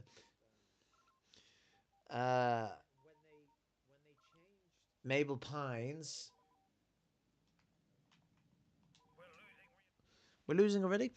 Mabel Pines says, what does he say? I would like to see Kylo live, but spend the rest of his life... Oh, live, sorry. But spend the rest of his life alone, atoning for his past crimes. Like a Raruni. I don't know what Raruni is. I'll have to Google that, my friend. You know what? I fully agree. I think that would have been cool. Kylo alive. He doesn't have to hang out with all the characters because there's too much bad blood. But that's another thing, right? So if Kylo, in a way, right, the character of Kylo does a lot of things Anakin or Vader failed to do, which is fine. So, for instance, a lot of people are baffled that Kylo could force heal Rey, and a lot of people think that's a plot hole for all the other Star Wars films. Personally, I don't. The reason I don't is because it's okay for newer generations of characters to master abilities the former ones. Oh, why have I done this? The former ones can't. If you want to know what I'm talking about, there's a... Okay, look, guys, in history, I can't remember the name of this guy, but there was a guy, the first guy who officially got the world record for running a whole mile in 1 minute, right? He got the record for that he established the record, right? He was the first person to do this, a mile a minute, right? He was the first person to do this, but now, since then, countless athletes are able to do this. They're able to run a whole mile in 1 minute. The top of the top. Now, just because this was an amazing feat or a near impossible feat back in the day, no longer means that doesn't invalidate the milestone back then. It doesn't. Do you know what I'm saying? And again, it's like in Avatar: The Last Airbender, Zuko learns to summon lightning from his fingertips, right? That's part of his arc, his training. He's one of the few of the first people to do that. But then in Avatar: The Legend of Korra, which takes place like 80 or 100 years after the first show, loads of people can now shoot lightning from the fingertips because it's become like the standard like technique. People have passed it on. So Kylo being able to force heal Rey, whereas Anakin failed to do so, is not, in my eyes, a plot hole. It isn't. It's just something he succeeded to do that others, Obi-Wan, quite all of them, they failed to do at crucial moments. Obi-Wan could not force heal Qui-Gon. He actually Obi-Wan successfully force heals Luke on Tatooine when he first meets him. When he goes, "Hello there," he checks on Luke, and I think he's doing the force heal, the same thing Palpatine does to Anakin when he kneels down next to him on Mustafar. So Kylo doing that, not a problem.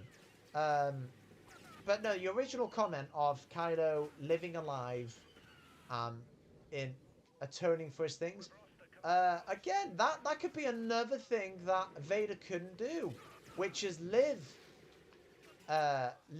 redeemed. So if we're gonna have a redeemed Kylo, why couldn't he live redeemed? Why has he got to die redeemed exactly like Vader? Like Disney make these bold claims and then go against them. In The Last Jedi, Disney said, Yoda says in The Last Jedi, the greatest teacher failure is, right? That's what he says. That's an important lesson to remember. And yet, in all three of those films, Rey never fails. Like, through any fault of her own, she never fails. And because she never fails, how could she then, like, learn from the greatest teacher, which is failure? Do you know what I mean? Let's talk about the first one. In the first film, Rey learns about the Force and is pretty damn good at it, which a lot of people think she's a Mary Sue in that film. I don't think she is in The Force Awakens. I think she is in The Last Jedi, which obviously wasn't a thing until afterwards, so you can't pin that on The Force Awakens. Even though that takes place only like days apart. You know what I mean? I look at each Star Wars film as an individual film. If it was a planned out, concise trilogy, then yeah, she was a Mary Sue in The Force Awakens, but she wasn't. It wasn't. Therefore, she wasn't, because there was just enough clues in The Force Awakens to sort of justify her knowing about these things. But I'll make a whole video on that. She never fails in The Force Awakens. She never fails in The Last Jedi, because all she tries to do in The Last Jedi is get the men to sort of get their shit together. And even if they don't, how is that on her? It's not her fault. Do you know what I mean? Because they're their own people. So, for instance, she tries to get Luke to fucking help out, and in the end, he does. So she does not fail at that. But then she tries to get Kylo Ren to join, to help the Resistance and turn good. And he does not do that. But that isn't her particularly failing, because he's his own person. You know what I mean? How is that on her? She's just met this guy, and they've bonded and stuff. But that's not on her. Do you know what I mean? It's and another thing is, she does redeem him in the next film, so she doesn't fail at that. That's like Obi-Wan failing to redeem Anakin, but then at the end he redeems him. Do you know what I mean? Therefore he only fails for a short time. And then in the last film, this is where it gets weird. Rey finally somewhat fails in the last film, because they decide to make her tapping into the dark side a real nightmare for her, when in reality it's a very short-term nightmare. Like in The Last Jedi, she goes straight to the dark side, right? But again, it's and that's all right. That's all right. That's kind of like Anakin with the Sand People. It's kind of like, but she hasn't actually done anything consequential because of that. You know what I mean? She didn't like kill anyone because of that. She didn't even kill Snoke. So whatever. Do you know what I mean? And then when she sort of taps into the dark side in the Rise of Skywalker, she doesn't kill. She thinks she's killed Chewie. Now that would have sucked. I'm sure everyone would have hated Disney for killing off Chewie. But at least then, that is Rey finally failing because she like let her emotions lead her. It cost her something. It cost her Chewbacca, and that would have been a lesson learned. But Chewbacca was alive, so she didn't fail. She just almost failed. But she didn't, so it's fine. Do you know what I mean? And then when she goes to kill Palpatine to save her friends, that isn't even her tapping into her anger. That's her blackmailed. If she was making a face going, "Fuck you, dude. I'm so pissed off. I'm gonna kill you," right? And Palpatine allows this, yeah, that's her about to fail. But she does it because she has no choice and she looks miserable. She's like, "Oh god, I'm about to do it. Hello, goodbye." Yeah, so she never fails really, and basically they try and shoehorn her failing in the last film, but because they only did it in Rise of Skywalker, that also means it gets resolved quickly. So in other words, we've got 3 films with Rey. Her only failure is men don't listen to her, and in the final film, she finally starts to go bad, but that gets resolved within half an hour, of movie time, and it's just kind of like, do you know what I mean? So it's astounding that a trilogy that says the greatest teacher of failure is fails to fail adequately. Oh man. So that's how I feel about the sequels. JX Editor, my friend, says the way he sees it, the Grand Inquisitor's stab is like if Clone Wars came out before Phantom Menace. Considering the way they jump around in the timeline in the series, that's not that weird. I don't know what you mean. Are you saying? Well, that's yeah. So yeah, that's the thing. If Rebels never existed, hang on, I'll let you listen to this. JX Editor, my friend, says the way he sees it, the Grand Inquisitor's stab is if like the guy who voices Yoda here is Tom Kane, who's done a lot of voices, including if you ever watched Foster's Home for Imaginary Friends, he voiced. Oh, I've got the wrong class. Whatever, it's fine. He voiced Mr. Harriman, the rabbit, in Foster's Home for Imaginary Friends, and he voices Yoda just then, and in the Clone Wars. In fact, he in his own right is Yoda. He had, if I'm not mistaken, a stroke, and unfortunately, because he's on the mend now, he is, but it's. I think a family member put out a tweet saying that it's forced him into early retirement from voice acting because his effect. I don't think he can talk anymore, which is so heartbreaking considering that is his job. But he does a fantastic, phenomenal job as Yoda, and I've got a guy his name's Red Sun. You may see him on YouTube. He does some great Star Wars impersonations. He is he's going to voice some additional Yoda lines in the Clone Wars microseries canon edit, and he does a fantastic job. I would I'd argue that he sounds like Tom Kane Yoda, not who does original Yoda? This is so embarrassing. I don't actually know the original guy. What's he called?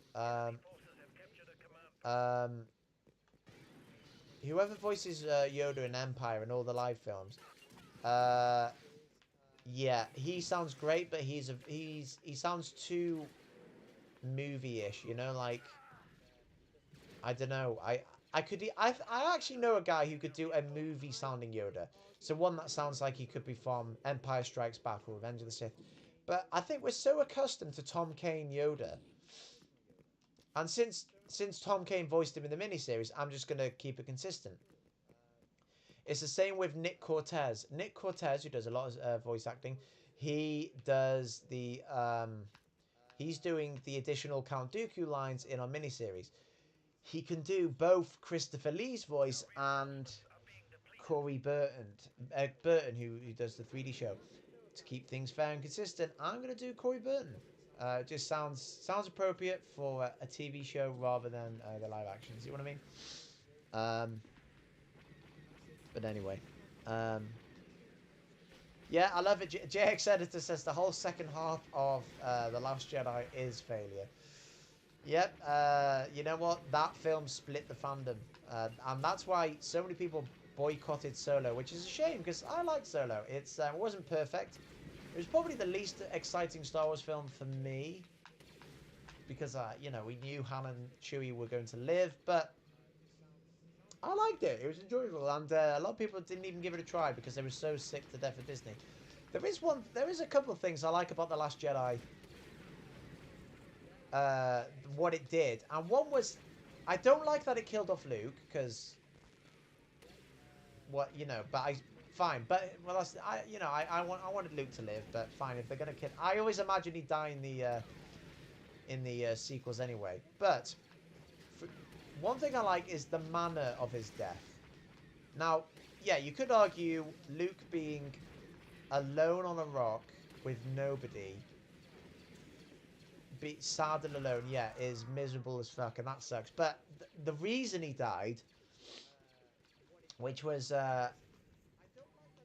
you know, projecting himself as a hologram to save everyone without resorting to violence, is the most Jedi way of dying ever. And as Yoda once said, it's about knowledge and defense, never attack.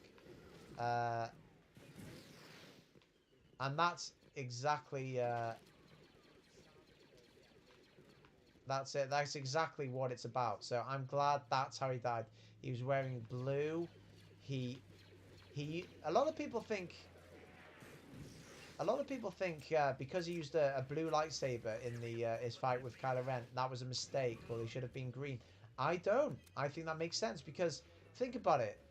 The green lightsaber represents the two biggest failures, or almost failures, of Luke. Luke nearly killed his own father when he tapped into anger with that saber. And with that same saber, he nearly killed his nephew and fucked everything up.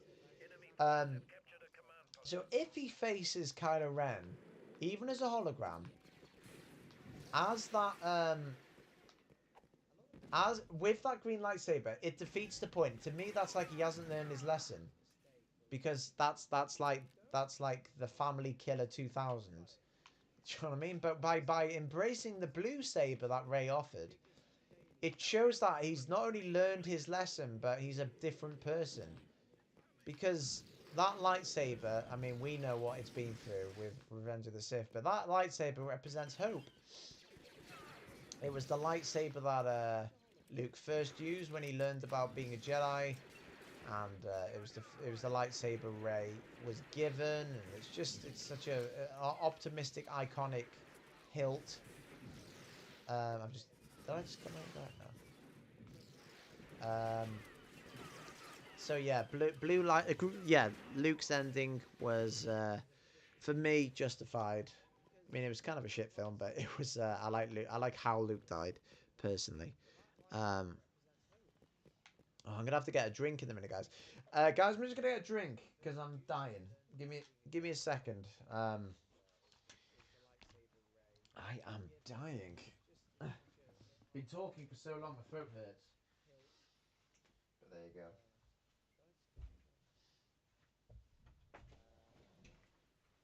So yeah, blue light. Yeah, Luke's ending was for me justified. I mean, it was kind of a shit film, but it was. I like how Luke died.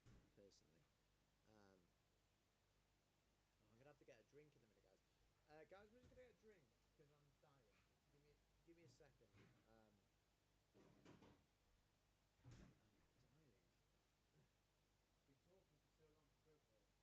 cold.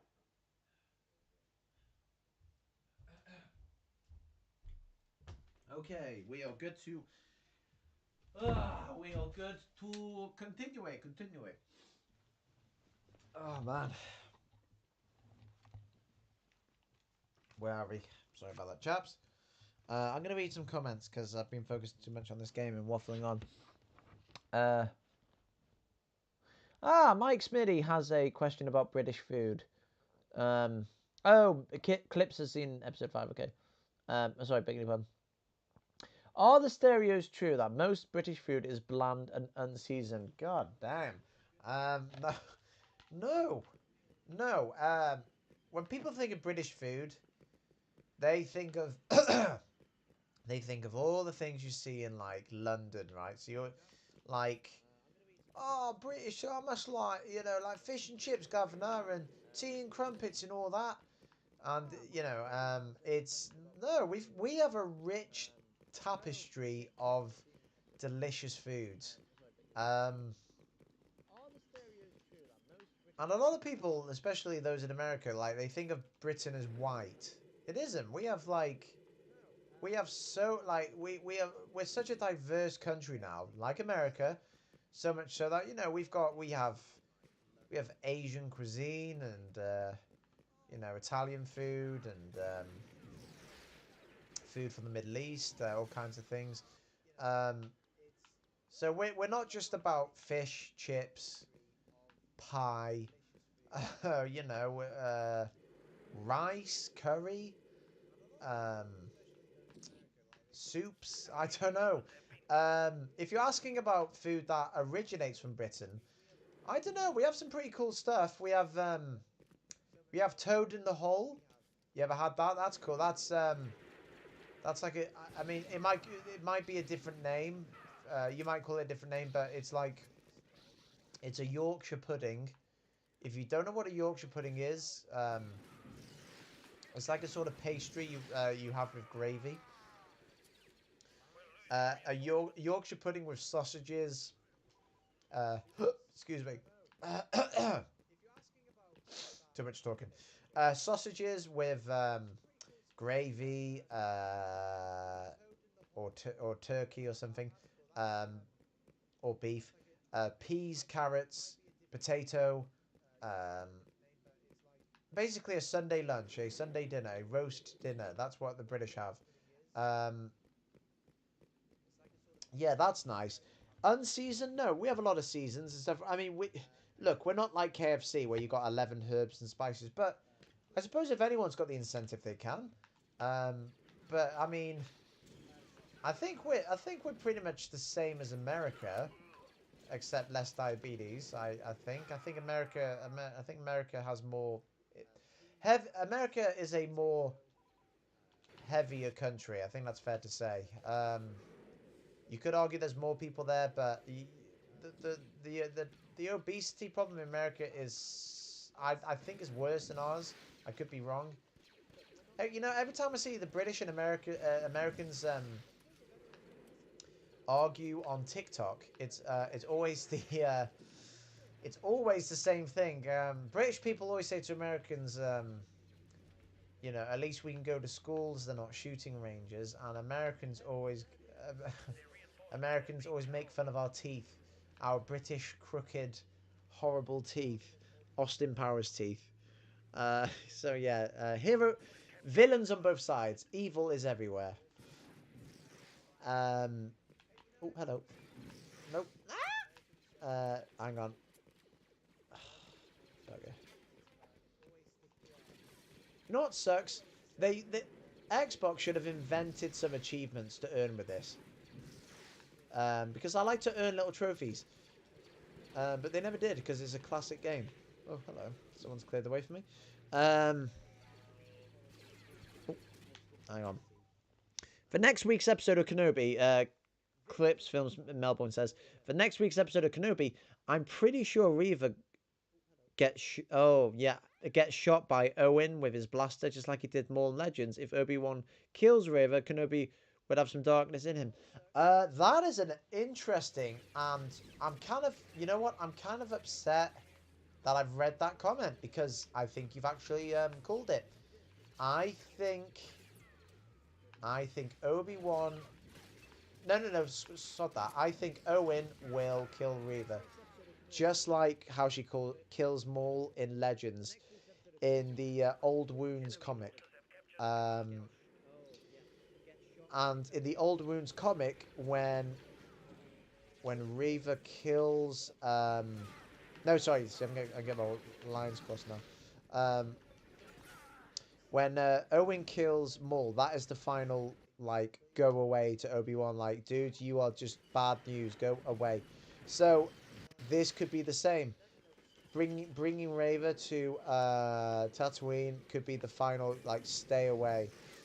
Now, what's interesting though is Owen gives Kenobi back that toy that he made for Luke, and yet Luke somehow ends up with it in A New Hope. So it makes you wonder if they sort of how that works. One thing I really don't want to see is Darth Vader on Tatooine. I don't want to see that because, and that's one thing they did in the Clone Wars, which I'm not really a fan of, is they brought him back to Tatooine during the Clone Wars movie. I get that he was on official business, and I even get that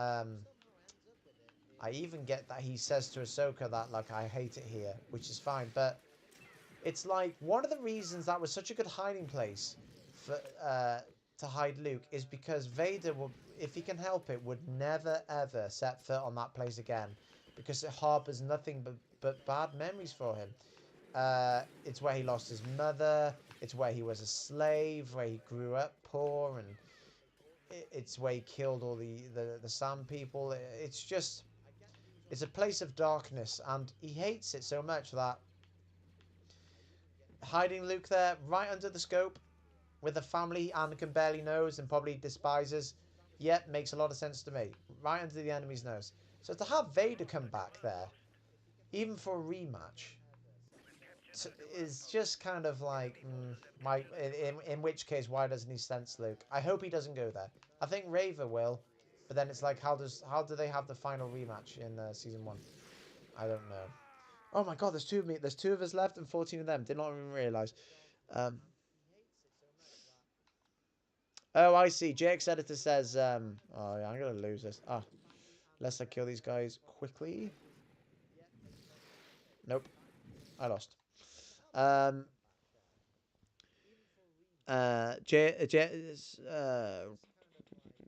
JX Editor says the last Jedi is a failure for Rey. Rey ends up succeeding. Wait, so are we looking at these as a whole, or are we looking at them at the movie to movie? That's a good question. So yeah, okay, let's look at it movie to movie, right? Movie to movie.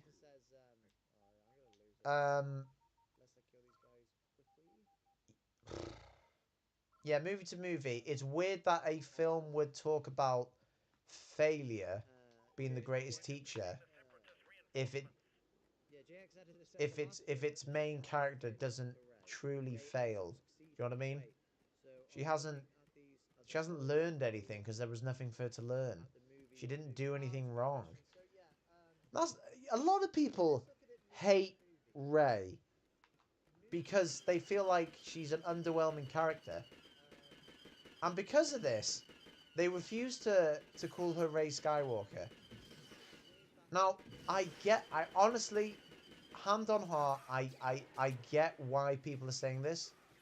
I'm not even saying they're wrong for this. But in my personal opinion, I don't mind her being a... Look, I find the character underwhelming. I just do. I don't find it great. But having said that, I feel like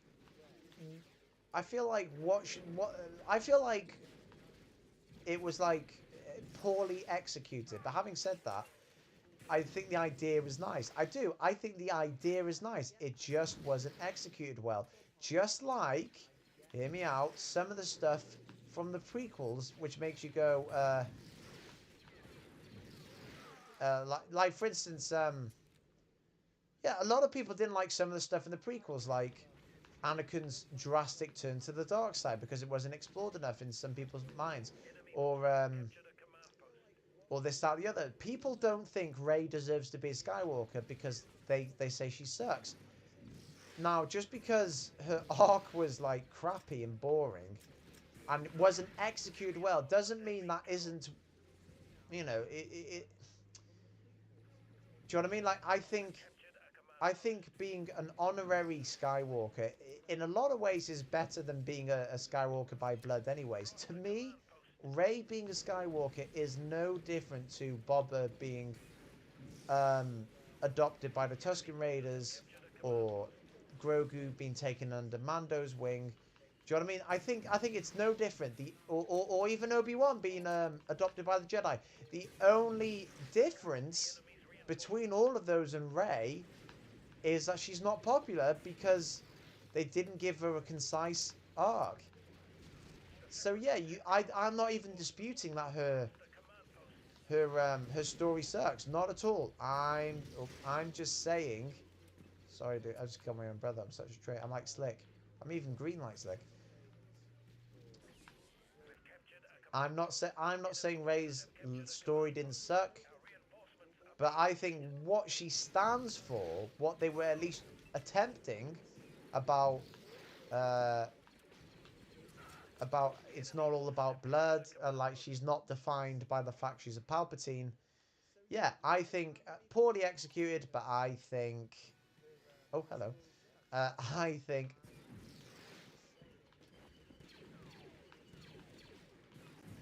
Yeah, I think she did. To me, she's a Skywalker. She is. You may not like her. I'm not particularly fond of her. I'm not even saying she's a great Skywalker.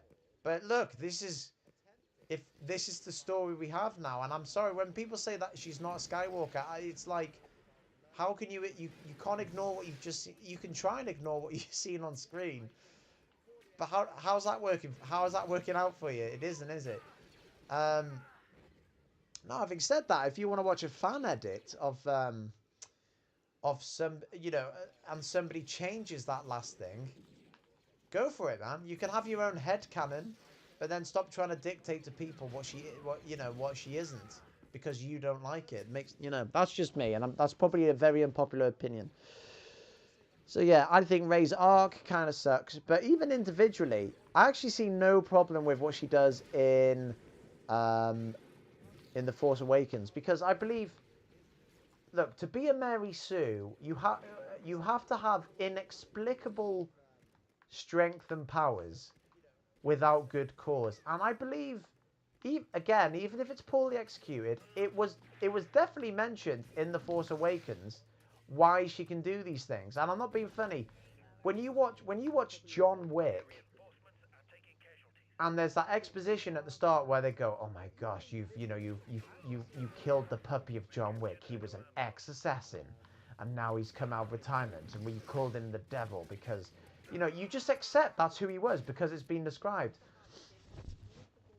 But when Rey does like the Force mind trick, a lot of people think this is like, why does she know how to do it? And I've got an answer for that. The reason she could do a mind trick is because that is the most popular, well-established Jedi trait ever. That, I mean, it's no surprise that's the first thing any civilian would try. And if you think I'm making excuses, Lucas makes a big deal about this in the original trilogy and the prequels. When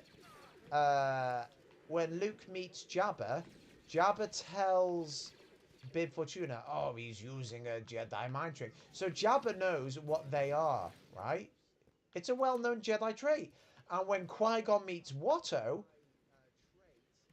Watto goes, "What, do you think you're some kind of Jedi waving your hand around like that?"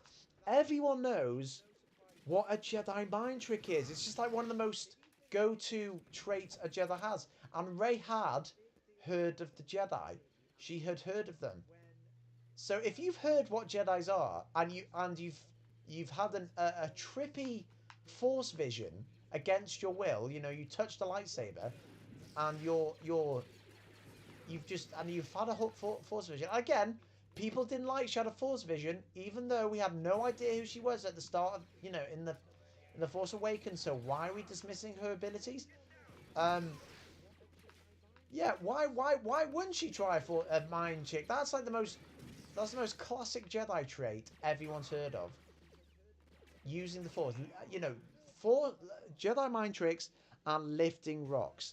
Those are the two most established Jedi things. So yeah, Rey doing that in the Force Awakens after 2 failed attempts, I'll allow that. And I think if she was a guy, if she was Finn trying that, I think the fandom would have been less open and no, less argumentative. So you know that. Now then, the other argument I heard about Rey in the Force Awakens, if we're looking at her by, you know, the film by itself, people don't understand why she could pilot a ship fine if she's never left the planet, and you know, why is she allowed beginner's luck? It's just not fair, right? Mary Sue, because she can fly the Millennium Falcon. Okay, it's not like she's a complete stranger to ships, is she? She lives in an AT-AT. To survive, she salvages ships. By the way, there's a load of there's books that have explained why, but I'm not even going to include them because those are excuses made after the fact. I'm sticking it, you know, I'm lifting this directly from the film. She has lived on ships. She has flown around the planet. She even says this. She's flown around the planet in speeders. So why is it that when she's on a planet and she's got Finn helping her man the cannons, the turrets, why is it they can't just have a lucky escape? Why is that a Mary Sue for her but not him when he's a janitor? He's a stormtrooper janitor, you know? Do you know what I mean? It's like double standards. So in The Force Awakens again, I don't see anything wrong with her being able to survive a flight when she's not a complete stranger to ships. Now here's the last thing which I will argue. And again, I could be fighting everyone here. I don't think she's a Mary Sue for beating Kylo Ren in their lightsaber duel. Do you know why? Because she did not kick his ass. She did not wipe the floor with him. She didn't just activate the lightsaber and know what to do. She waved the lightsaber around like a fucking madman. And who was she against? Was she against Darth Maul? Was she against Vader? She was against this teenage lad who, you know, as far as villains go, he's fairly weak compared to the previous ones. But bar that, he just murdered his own father, so his mind was not focused. And then to go even further than that, he'd just been shot by Chewbacca. And then to go even further than that, he wasn't even trying to kill her in the first place. Because he says, like, you need a teacher. I can show you the ways of the Force. So, Your Honor, he's not even trying to kill her. He's wounded from a bowcaster shot to the stomach. And his mind is preoccupied with murdering his own father. So why is it that Rey, who gets the upper hand at the very last minute of the fight, because remember, for the whole fight she's been running and screaming and rolling away, why is that her being a Mary Sue who can kick anyone's butt? It is not. Not at all. She got lucky in the last minute. It's like when Obi-Wan fought Anakin in Revenge of the Sith. He didn't best Anakin because he was a superb warrior. He bested Anakin because he was calm and collected. And Anakin was so unhinged by who he's become. I mean, just look at his eyeballs. Like, his eyes are out of focus when he goes, "You underestimate my power," because, he's not focused. And he got cocky, and he made a big leap, and Obi-Wan called his bluff and killed him. Almost killed him. That's what happened with Rey. She just she didn't even kill, she gashed. She killed someone who was not trying to kill her. And people think she's like some kind of Neo from the Matrix. Now, I'll give you this. In the other films, she is. And before you say to me, well, Star Wars Story, the Last Jedi takes place a few days after The Force Awakens. So if she's a Mary Sue in that, she's a Mary Sue in The Force Awakens. Yeah, in storyline wise, yeah, if you're adding those two up, I guess she is. But individually, as a film, like The Force Awakens on its own, no, I think she really just got like, oh, I've got no ammo, I'm gonna die. She just got punished. She just got, no one wanted her. And the same shit's happening to Reva. People don't like Reva, and I can't understand why. She's not perfect. What is it they want from her? Is it because she's showing too much emotion? Do they want someone to be more like Vader? This character has a big chip on her shoulder. She was a youngling. She's about revenge. She just wants to kill.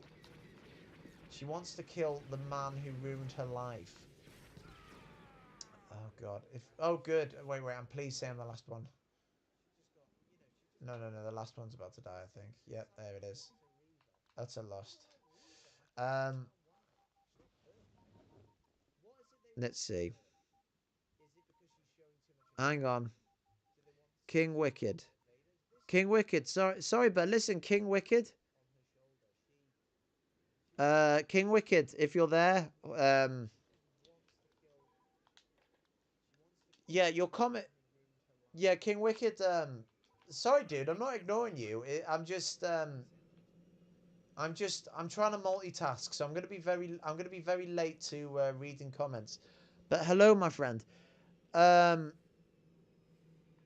Yeah, King Wicked, hello. Listen, guys, if I don't respond to you straight away, I'm really bad at multitasking, especially playing this game.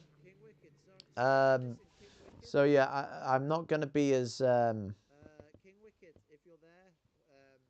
Frank Oz, that's his name. Yeah, so I'm not trying to ignore anyone, but yeah, King Wicked, I really appreciate you joining the feed.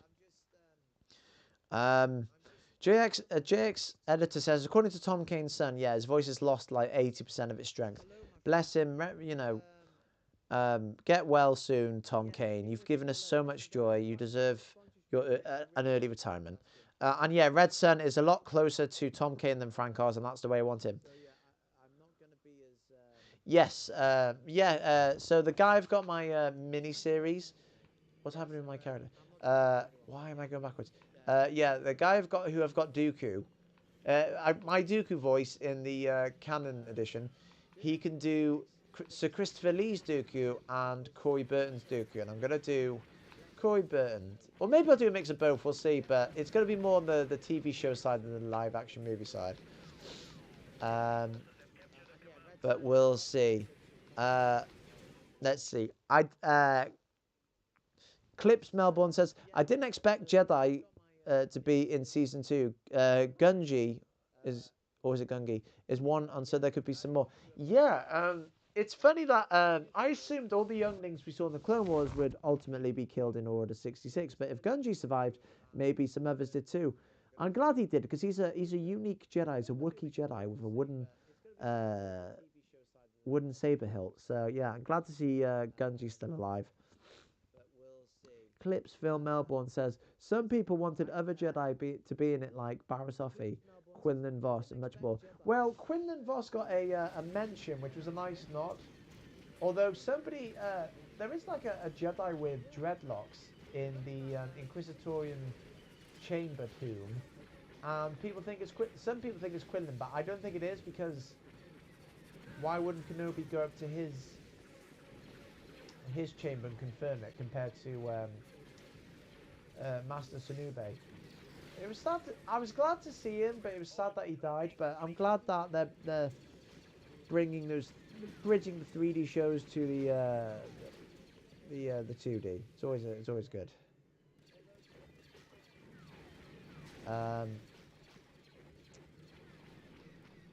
Let's see.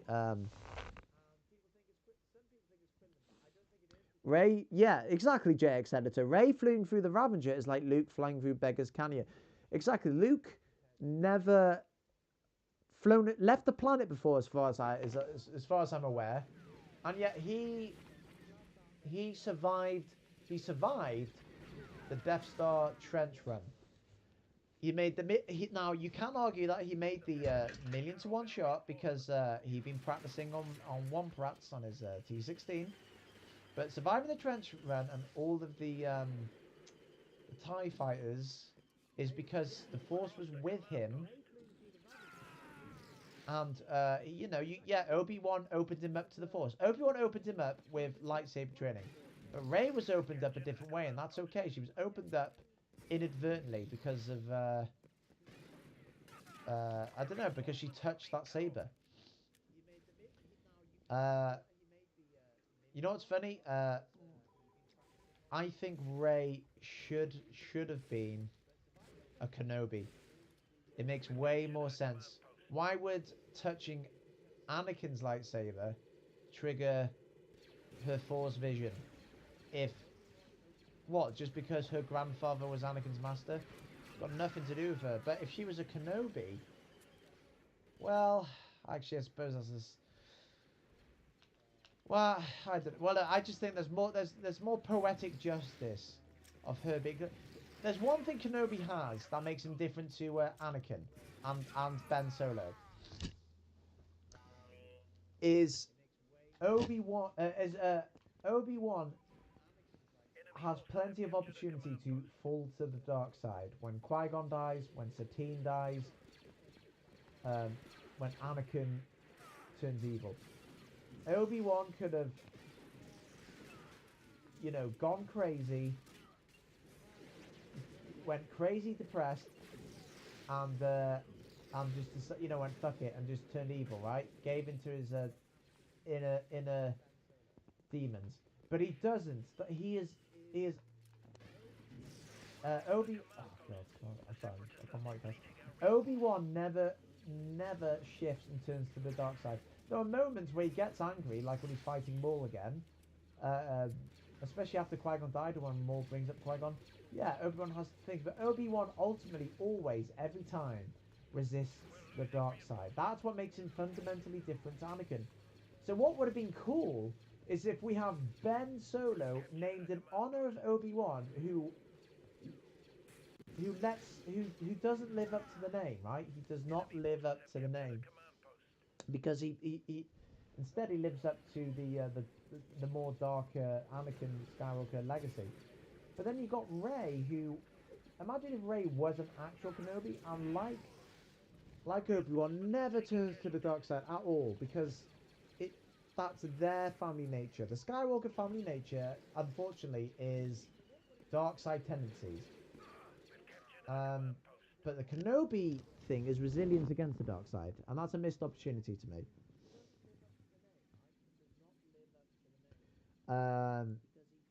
I might leave this game here. I'm absolutely shattered. Yeah, I can't do this. I mean, I'll carry on playing, but I'm gonna go in about 2.5 hours. Wow, I'll be going soon. Wait, hang on. People say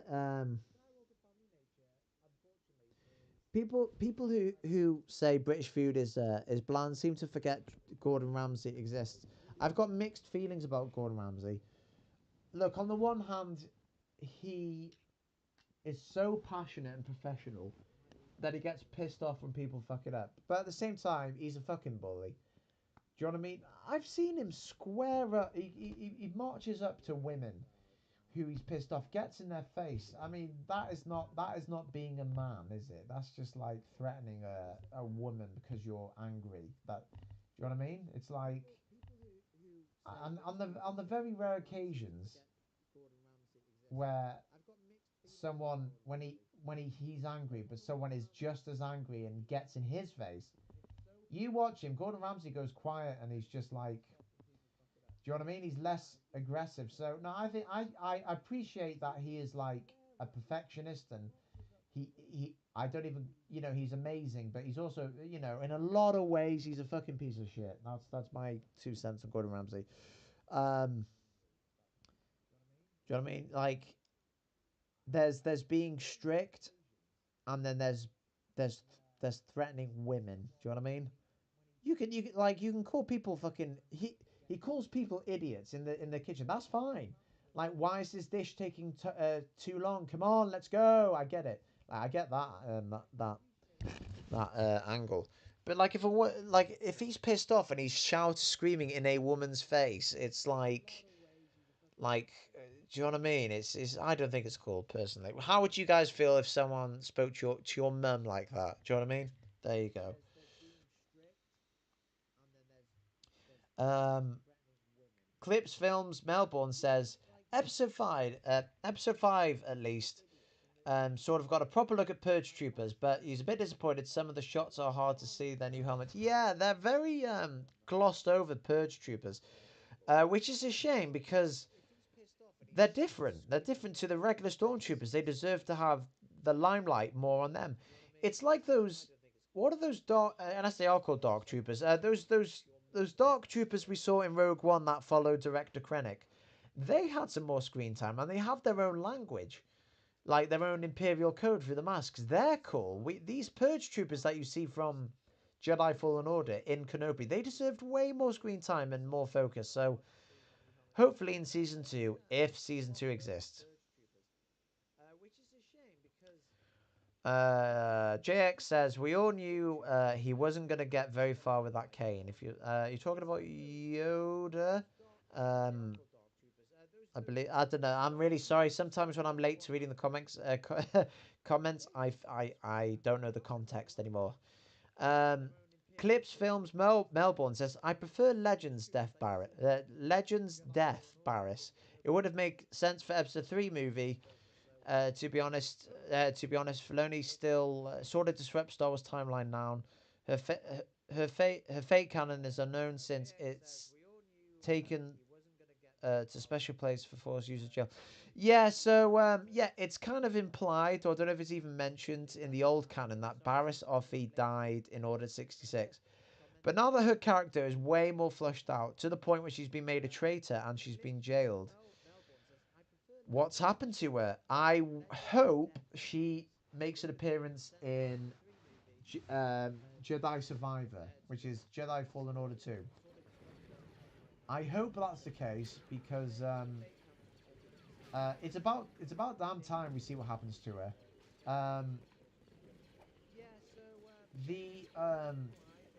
What am I? Have I got an instant grenade? Oh, no, I haven't. What was I going to say? Oh, I cannot remember what I was going to say. It was about Barriss Offee. Or maybe she could be in Ahsoka. You know, that's another thing. Oh, that's it. That's what I was going to say. Barriss Offee turned into a traitor at the right time, because when that clone Slick betrayed the Republic early on in the Clone Wars, there is a fair chance he was executed for a number of reasons, right? Number one, you can't have. I mean, he betrayed the Republic Army, so he's dangerous. You can't. You know what I mean? They can't just. It's kind of cost. They could have thrown him in jail, but I don't think Palpatine would have cared enough to pay for that. But then again, I'm surprised that clone bars exist now. Although again, that might have nothing to do with Palpatine. Maybe clones just inhabited a bar and it just sort of unintentionally became one. Yeah, so I reckon Slick, the traitor, would have been executed, especially at how early on the war. Whereas you've got Tup, who was killed, but he was, when he executed because of his malfunctioning ship. Dooku wanted him alive to inspect. Oh no, he wanted to. Well, basically, yeah, it was less about he's a traitor and more about. Do you know what I mean? That was towards like Palpatine. I don't know. It's less of you deserve to die. And with Barriss Offee, if she had betrayed the Jedi at the start of the war, around the same time Tuck was, I can imagine she would have gone to jail and been executed. Simple as that. But because it's so close now to the Jedi, like to the temple falling anyway, And because Palpatine knows that soon Order 66 is happening, I would not be surprised if she was made into an Inquisitor. What I find weird is that there is an Inquisitor that is her species, but it's not her. I get that there's going to be more than one Jedi or Inquisitor of the same species, even though tons of human Jedi, right? But it's just kind of like we wanted Barriss, and we've got some Barriss copycat in Rebels. I forget the name. Maul killed her anyway. Now the Grand Inquisitor in KEnobi says a really cool line. He says, you know, it's the need for revenge does wonders on the body healing or surviving death or something like that, and that's so true with the dark side. Like people always say, like, why is Maul alive when he's been cut physically in half? And to me, to that I have a couple answers. First and foremost, he's not human, is he? So like we don't know how his body operates. He might have two stomachs like the Grand Inquisitor. He might not urinate like humans do. He might not eat like humans do. Do you know what I mean? He might be more akin to a cockroach or something. His character trait is surviving like the odds. So that's one answer. But the other thing is he is on the dark side of the Force, and they get more of a pass surviving inexplicable like wounds because they're using unnatural methods, and that's what Palpatine says. Like it's an unnatural way to do it. Like, and if you notice, a plot device Star Wars has used to represent the dark side is metallic limbs, right? So Maul has metal legs. Luke and Anakin get metal arms when they start getting darker. What else? There's a fallen Jedi in the Force Unleashed called Kazdan Paratus. He's one of my favourites actually. I really wish he was more explored. He's a Jedi that lives in a junk planet that Starkiller has to kill, and he's gone absolutely crazy. He's racked with guilt because he fled the temple during Order 66, and in his guilt, he creates a junk replica of he creates a junk replica of the Jedi Temple and even its inhabitants. I think he's really cool, and he has these metal General Grievous looking arms to help him get around because he's a small blue alien. And obviously, I mean, you could argue he had that before he turned sort of dark and crazy, but it helped. You know, it's something about dark side users and metal limbs. It's just it's a character trait. So why did we get why did we get on this in the first place? Oh, nice victory.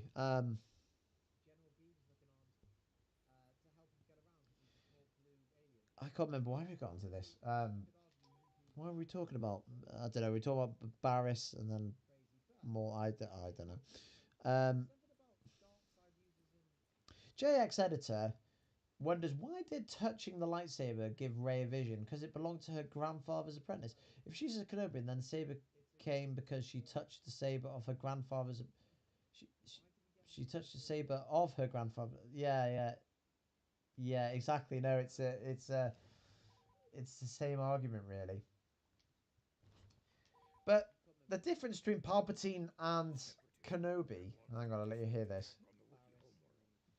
We cannot allow this planet to fall into separatist hands. Defend Kashyyyk and drive the enemy off the planet. Right. If Rey, I mean, I'm saying if Rey's a Palpatine, right? When Rey touched the lightsaber, now the lightsaber itself. I mean, the answer now isn't because she's a Palpatine. It's because, well, she is a Palpatine, but it's because she has that gift of force psychometry, which is you touch an item and you get like a sort of force flashback to what that saber's experienced. Cal Kestis has this ability. You see it in Jedi Fallen Order, right? So it's not exclusive to Rey. But the difference is Cal Kestis is a character in a spin-off video game. Rey is part of a live-action film where the most important thing than side quest, which happens a lot in the film and everything else, is about the fucking storyline and what it says about the storyline. So Rey touching that saber and getting a trippy vision, and then it turns out she had her lineage has fuck all to do with it, really. It kind of blows. Do you know what I mean? Like why is like Palpatine basically Palpatine's granddaughter touches the saber and has a trippy vision because what? Because her granddaddy raised who Anakin would become, which you could argue is even a different guy. But another thing is, but you know, you could make the argument that it's because she will become a Skywalker. But that's and again, that's a fair idea. But I don't think, yeah, I don't know. She only knew Luke for like 3 days and like fell out with him on the last day. You know, it's like, I don't know. It makes sense. Why have I started this game? Why have I started this level? I said I was going. I'm going to read these comments and then I'm going to go.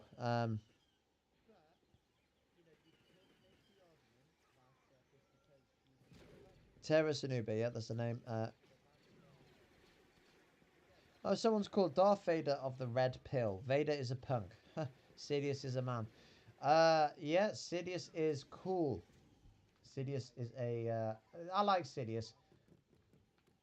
But what would have been interesting is when Sidious died in Return of the Jedi, which, by the way, his death was poetic as hell. There was no need to bring him back. When they brought Sidious back... No. When Sidious died in Return of the Jedi, they should have just left him entirely. None of this clone bullshit. And I know he was cloning in Legends as well, but I don't care. They should have left him be, because it would have been nice to see what happens when, you know, like people clambering for like a power grab. A power grab. The most powerful man in the galaxy disappeared, and now we have, you know, the runners up who are interested in it. And it's kind of like, you know what it reminds me of? The Lion, the Witch, and the Wardrobe. Because since I've only read the first 3 books, but when I was a kid. But from what I remember, Narnia, the planet, right? Not planet, the world. Sorry, Narnia, the world. The moment it was born, it was invaded by the White Queen from another world. And since then, she's always been like the #1 enemy of that place. You know, she's like the emperor there. She's where all the negative creatures spawn from or worship. And then when she is finally defeated, there's like this power grab because more people can now enter the frame because she's gone. And or it's like the Wizard of Oz.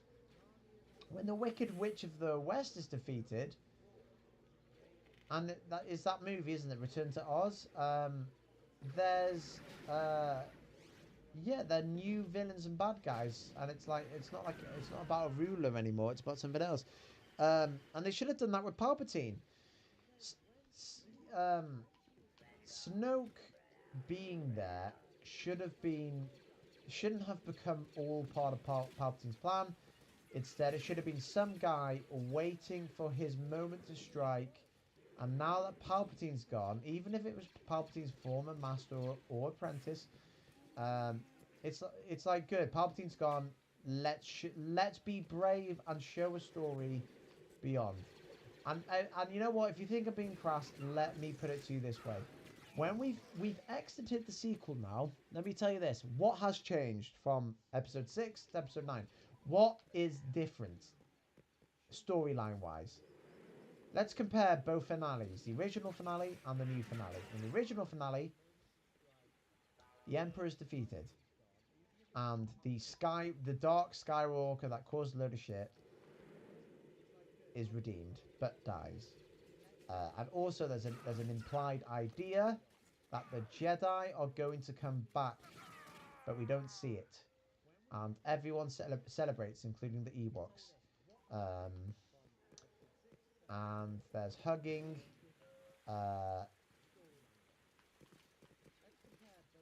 Yeah, that's it, right? That is both trilogies align. Now let's see the differences. The differences now is Luke's dead, Han's dead, Leia's dead, Chewie pretended to die but didn't. And Palpatine was defeated but by someone else now. I don't know why that makes it different, but that makes it different. Oh yeah, both trilogies have the Empire. Oh, and basically, once a happy ending where all the characters lived, Han, Leia, Lando, Chewie, Luke, Leia, but now they're all fucking dead, and all we've got is characters that aren't even unified that much. Poe survived, but we just see him do nothing but bicker with Rey. We got Finn, who I can't even tell if he loves Rey or not, or Poe, but you know it was implied like he loved Rey. It shows us that Finn's force sensitive. That we never see like, at the end. He could have just imagine if Finn was stood with Rey with Broom Boy. That would have been one difference that Return of the Jedi did not give us. It would have shown us that returning the Jedi Order, re-establishing it, is not just talk. It's gonna happen. But instead, we're no different to Return of the Jedi. Only it's a bit lesser. That's where I sort of draw the line. What else we got?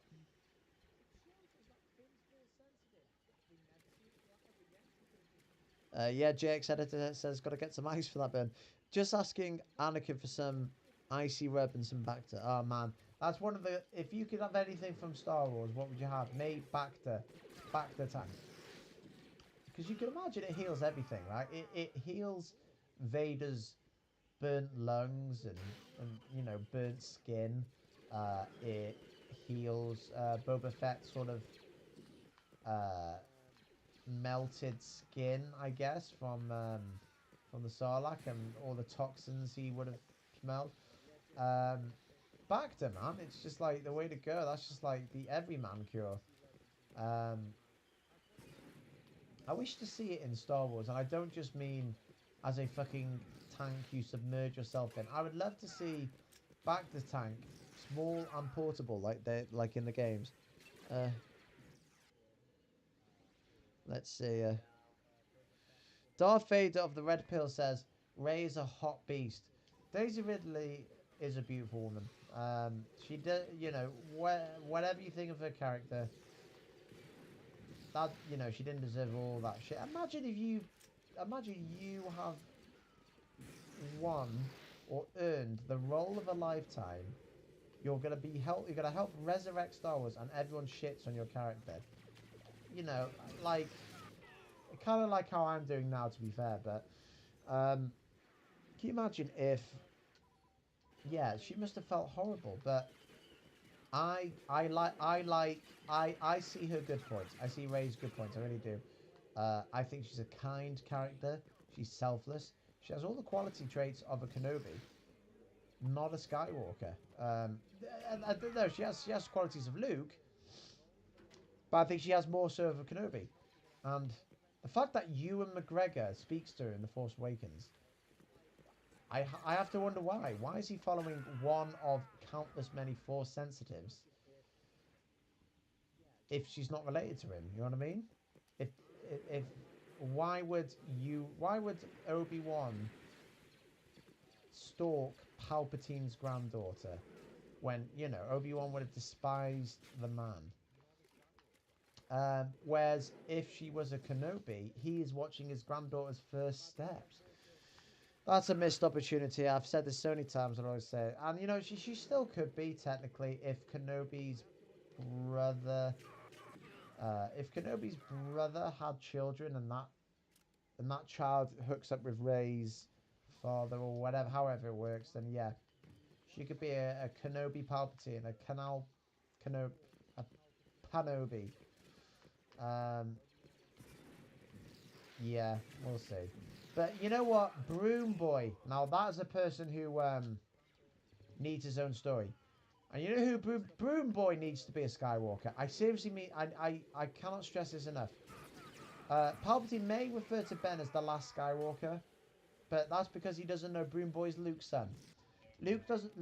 Mark Hamill thinks Luke is not a virgin, right? Which is fair, because we don't know what Luke's been up to. There could be some canonized Mara Jade. Broom Boy could be his long-lost son that he didn't even know existed, which would nicely mirror Vader's relationship with Luke. But also, you know what Luke should be called, and this would be so, like, poetic? Owen. So not Luke. Luke's son should be called Owen. None of this Anakin, Kenobi, Jason bollocks, right? Owen. The guy who raised Luke. The one who we've seen protect in Kenobi now. Owen Skywalker. Owen doesn't even know he's a Skywalker. We can watch a whole series on Broom Boy's adventures. And Rey could meet him. And Rey could meet him and train him. And or even if he grows up old enough, hooks up with him, because if it's one thing Star Wars is into, it's fucking, you know, awkward age gaps. But yeah, and then he could, even though he already is a Skywalker, he could confirm that Rey is a Skywalker, and now we have a Palpatine Kenobi Skywalker hybrid, high ground person.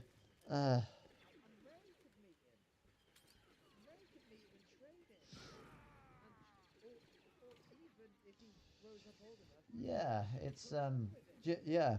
Let's see. I'm gonna go. Actually, how long have I got left? I've got 48 players left to kill. For fuck's sake. Right. I'm not. Hekusa's I'm sorry, I can't pronounce your name. Hekusa's Zol Squad says he's thought about getting the game. Should you? Yeah, it's a classic. But I'll tell you this much: it's a work in progress compared to Battlefront 2, because there isn't a story with this. There's no campaign with Battlefront 1. It's cheap. It's like 10 quid or something, but there's no story. There's no plot. You'll just have to beat the enemy. You know, each map's the same, really. You know, either capture all the command posts or just kill all the enemies before they kill you. That's what all this game is. But in Battlefront 2, there's campaigns, there's a storyline, and you can battle in space. It's just a much better game, and it's probably a similar, if not the same price. So do yourself a favour, Battlefront 2 any day than this. But if you fancy collections, get this. There's no achievement for this. You know what I mean? There's no trophies because it's such an old game. It doesn't do that.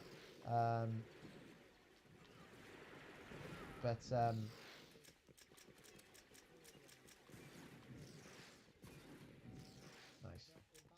Let's see. Darth Vader of the Red Pill says you make a great Star Killer. He's following her to see her undressed. Are we talking? Oh, I don't even know what we're talking about now. Oh, cool. So I haven't heard any of the Star Wars audiobooks. No, I have, but like that's the thing. I've given Star Wars. JX Editors just said that Broom Boy's epilogue from The Last Jedi in the audiobook is beautiful. I'll have to check that out. I gave some audiobooks, some Star Wars audiobooks a try, and they bored me to hell. And I ended up just listening to them for the sake of it, because I didn't, like, with the canon edit, I didn't want to. I didn't want to miss anything crucial. So, for instance, I listened to the I listened to the Dooku Jedi Lost audiobook because I thought it might come in handy for the micro series edit. It was fine. It was a fine story, but it's just it ain't great. You know what I mean? It ain't great. I might have more fun listening to the oh god, I've lost. Sorry to end it on a low, but I've lost. Yeah, I there's too much paragraphs and different sub stories and stuff. I just find it boring. But if I listen to books based on like novels based on the movies, I might have a better time. So I need to listen. I need to read Brotherhood though, because there's a lot of content that has reference to the 2D miniseries. So that's what I'll do. Unless someone wants to buy me Brotherhood as a gift, that'd be kindly appreciated. If you get me the audiobook of Star Wars Brotherhood, you will be credited as a part of the research team of the canon the canon series. How about that? Buy me stuff. Buy me things. Okay, I'm skint. Let's see. So, JX editor says someone we both know and we've been talking about is starting. Oh, okay. So somebody we both know and we've been talking to is starting each sequel with a world-building prologue. Things like uh, Palpatine's resurrection or Luke's temple and the Battle of Jakku. You know what? That's the thing. Now that the sequel trilogy has hindsight, now that we know that they decided in the last minute to make Palpatine part of it or who Rey was, because we know all this now, we can do hindsight edits, and I've already done one. For instance, I've done an edit to The Force Awakens. You know when Rey touches the lightsaber and we hear all these audio sound effects while she has a Force vision. I've added alternative dialogue of Palpatine because she's Palpatine's granddaughter. So I've made it relevant. You see what I mean? Just small things like this. It's and now that I know that, for instance, now we know that C-3PO gets all his memories back. I know that. So basically, now that we know he gets his memories back fully, I did an edit where you actually see all the stuff 3PO saw from episodes 1 to 9. Just small things like that, small hindsight edits that can make the sequel trilogy better. Arguably better, debatably better. Yeah, I can't wait to see them. You know, one thing I would do, and someone can pinch this idea if they want, and I'll have to do this. I would have changed Kylo Ren's lightsaber to any other color than red. And I understand that red is like the scientific response to, you know, bleeding a crystal with hatred. I get that. But the thing is, Lucasfilm is making, like, they made it abundantly clear from The Force Awakens that Snoke and Kylo are not Sith. They aren't Sith. They're not part of that cult. And this explains why they don't even have the Sith yellow eyes, because they don't follow their teachings, so they're not as filled with hatred, right? So if they're so anti-Sith, why would they have red lightsabers and black clothes? That is like textbook Sith. Now, if they wore like Imperial armor and had like, say, dark purple crystals, purple sabers, to me, that's just like, that's them like being their own thing, but different. You know what I mean? So that's one of the changes I would make. Um, but yeah, so what time are we on? Yeah, in 2 minutes I'm gonna go. So guys, if I've missed your comments, this is sort of a news flash. If you ever leave me a comment, and it even comes up on this on this screen, I'm not always gonna read it on time, and I'm always gonna read it late or whatever, because I can't multitask, and I don't mean to. It's not that I don't care. I'm just such a klutz. But listen, I've had a good time, and I'm so glad I finally got this this game to work. Streaming games. You know what I'm gonna do? I'm gonna start another Star Wars channel. I've already got Grand Moff talking, which will soon have content, so please stay tuned. But I'm gonna start another one where it's about Star Wars and Call of Duty, and all it's gonna be is this game. There's always gonna be is we talk about Star Wars, um, but while we play Call of Duty, because I'm addicted to Rebirth Island. Um, Anyway, guys, it's been an absolute pleasure. I hope you have a fantastic Friday. PlayStation, yo, glad you've made it. I'm an Xbox person myself, but I won't hold that against you. And sorry you're late to the party, but I'm just about to shoot off. It's been an absolute pleasure. I hope you have a lovely weekend, guys.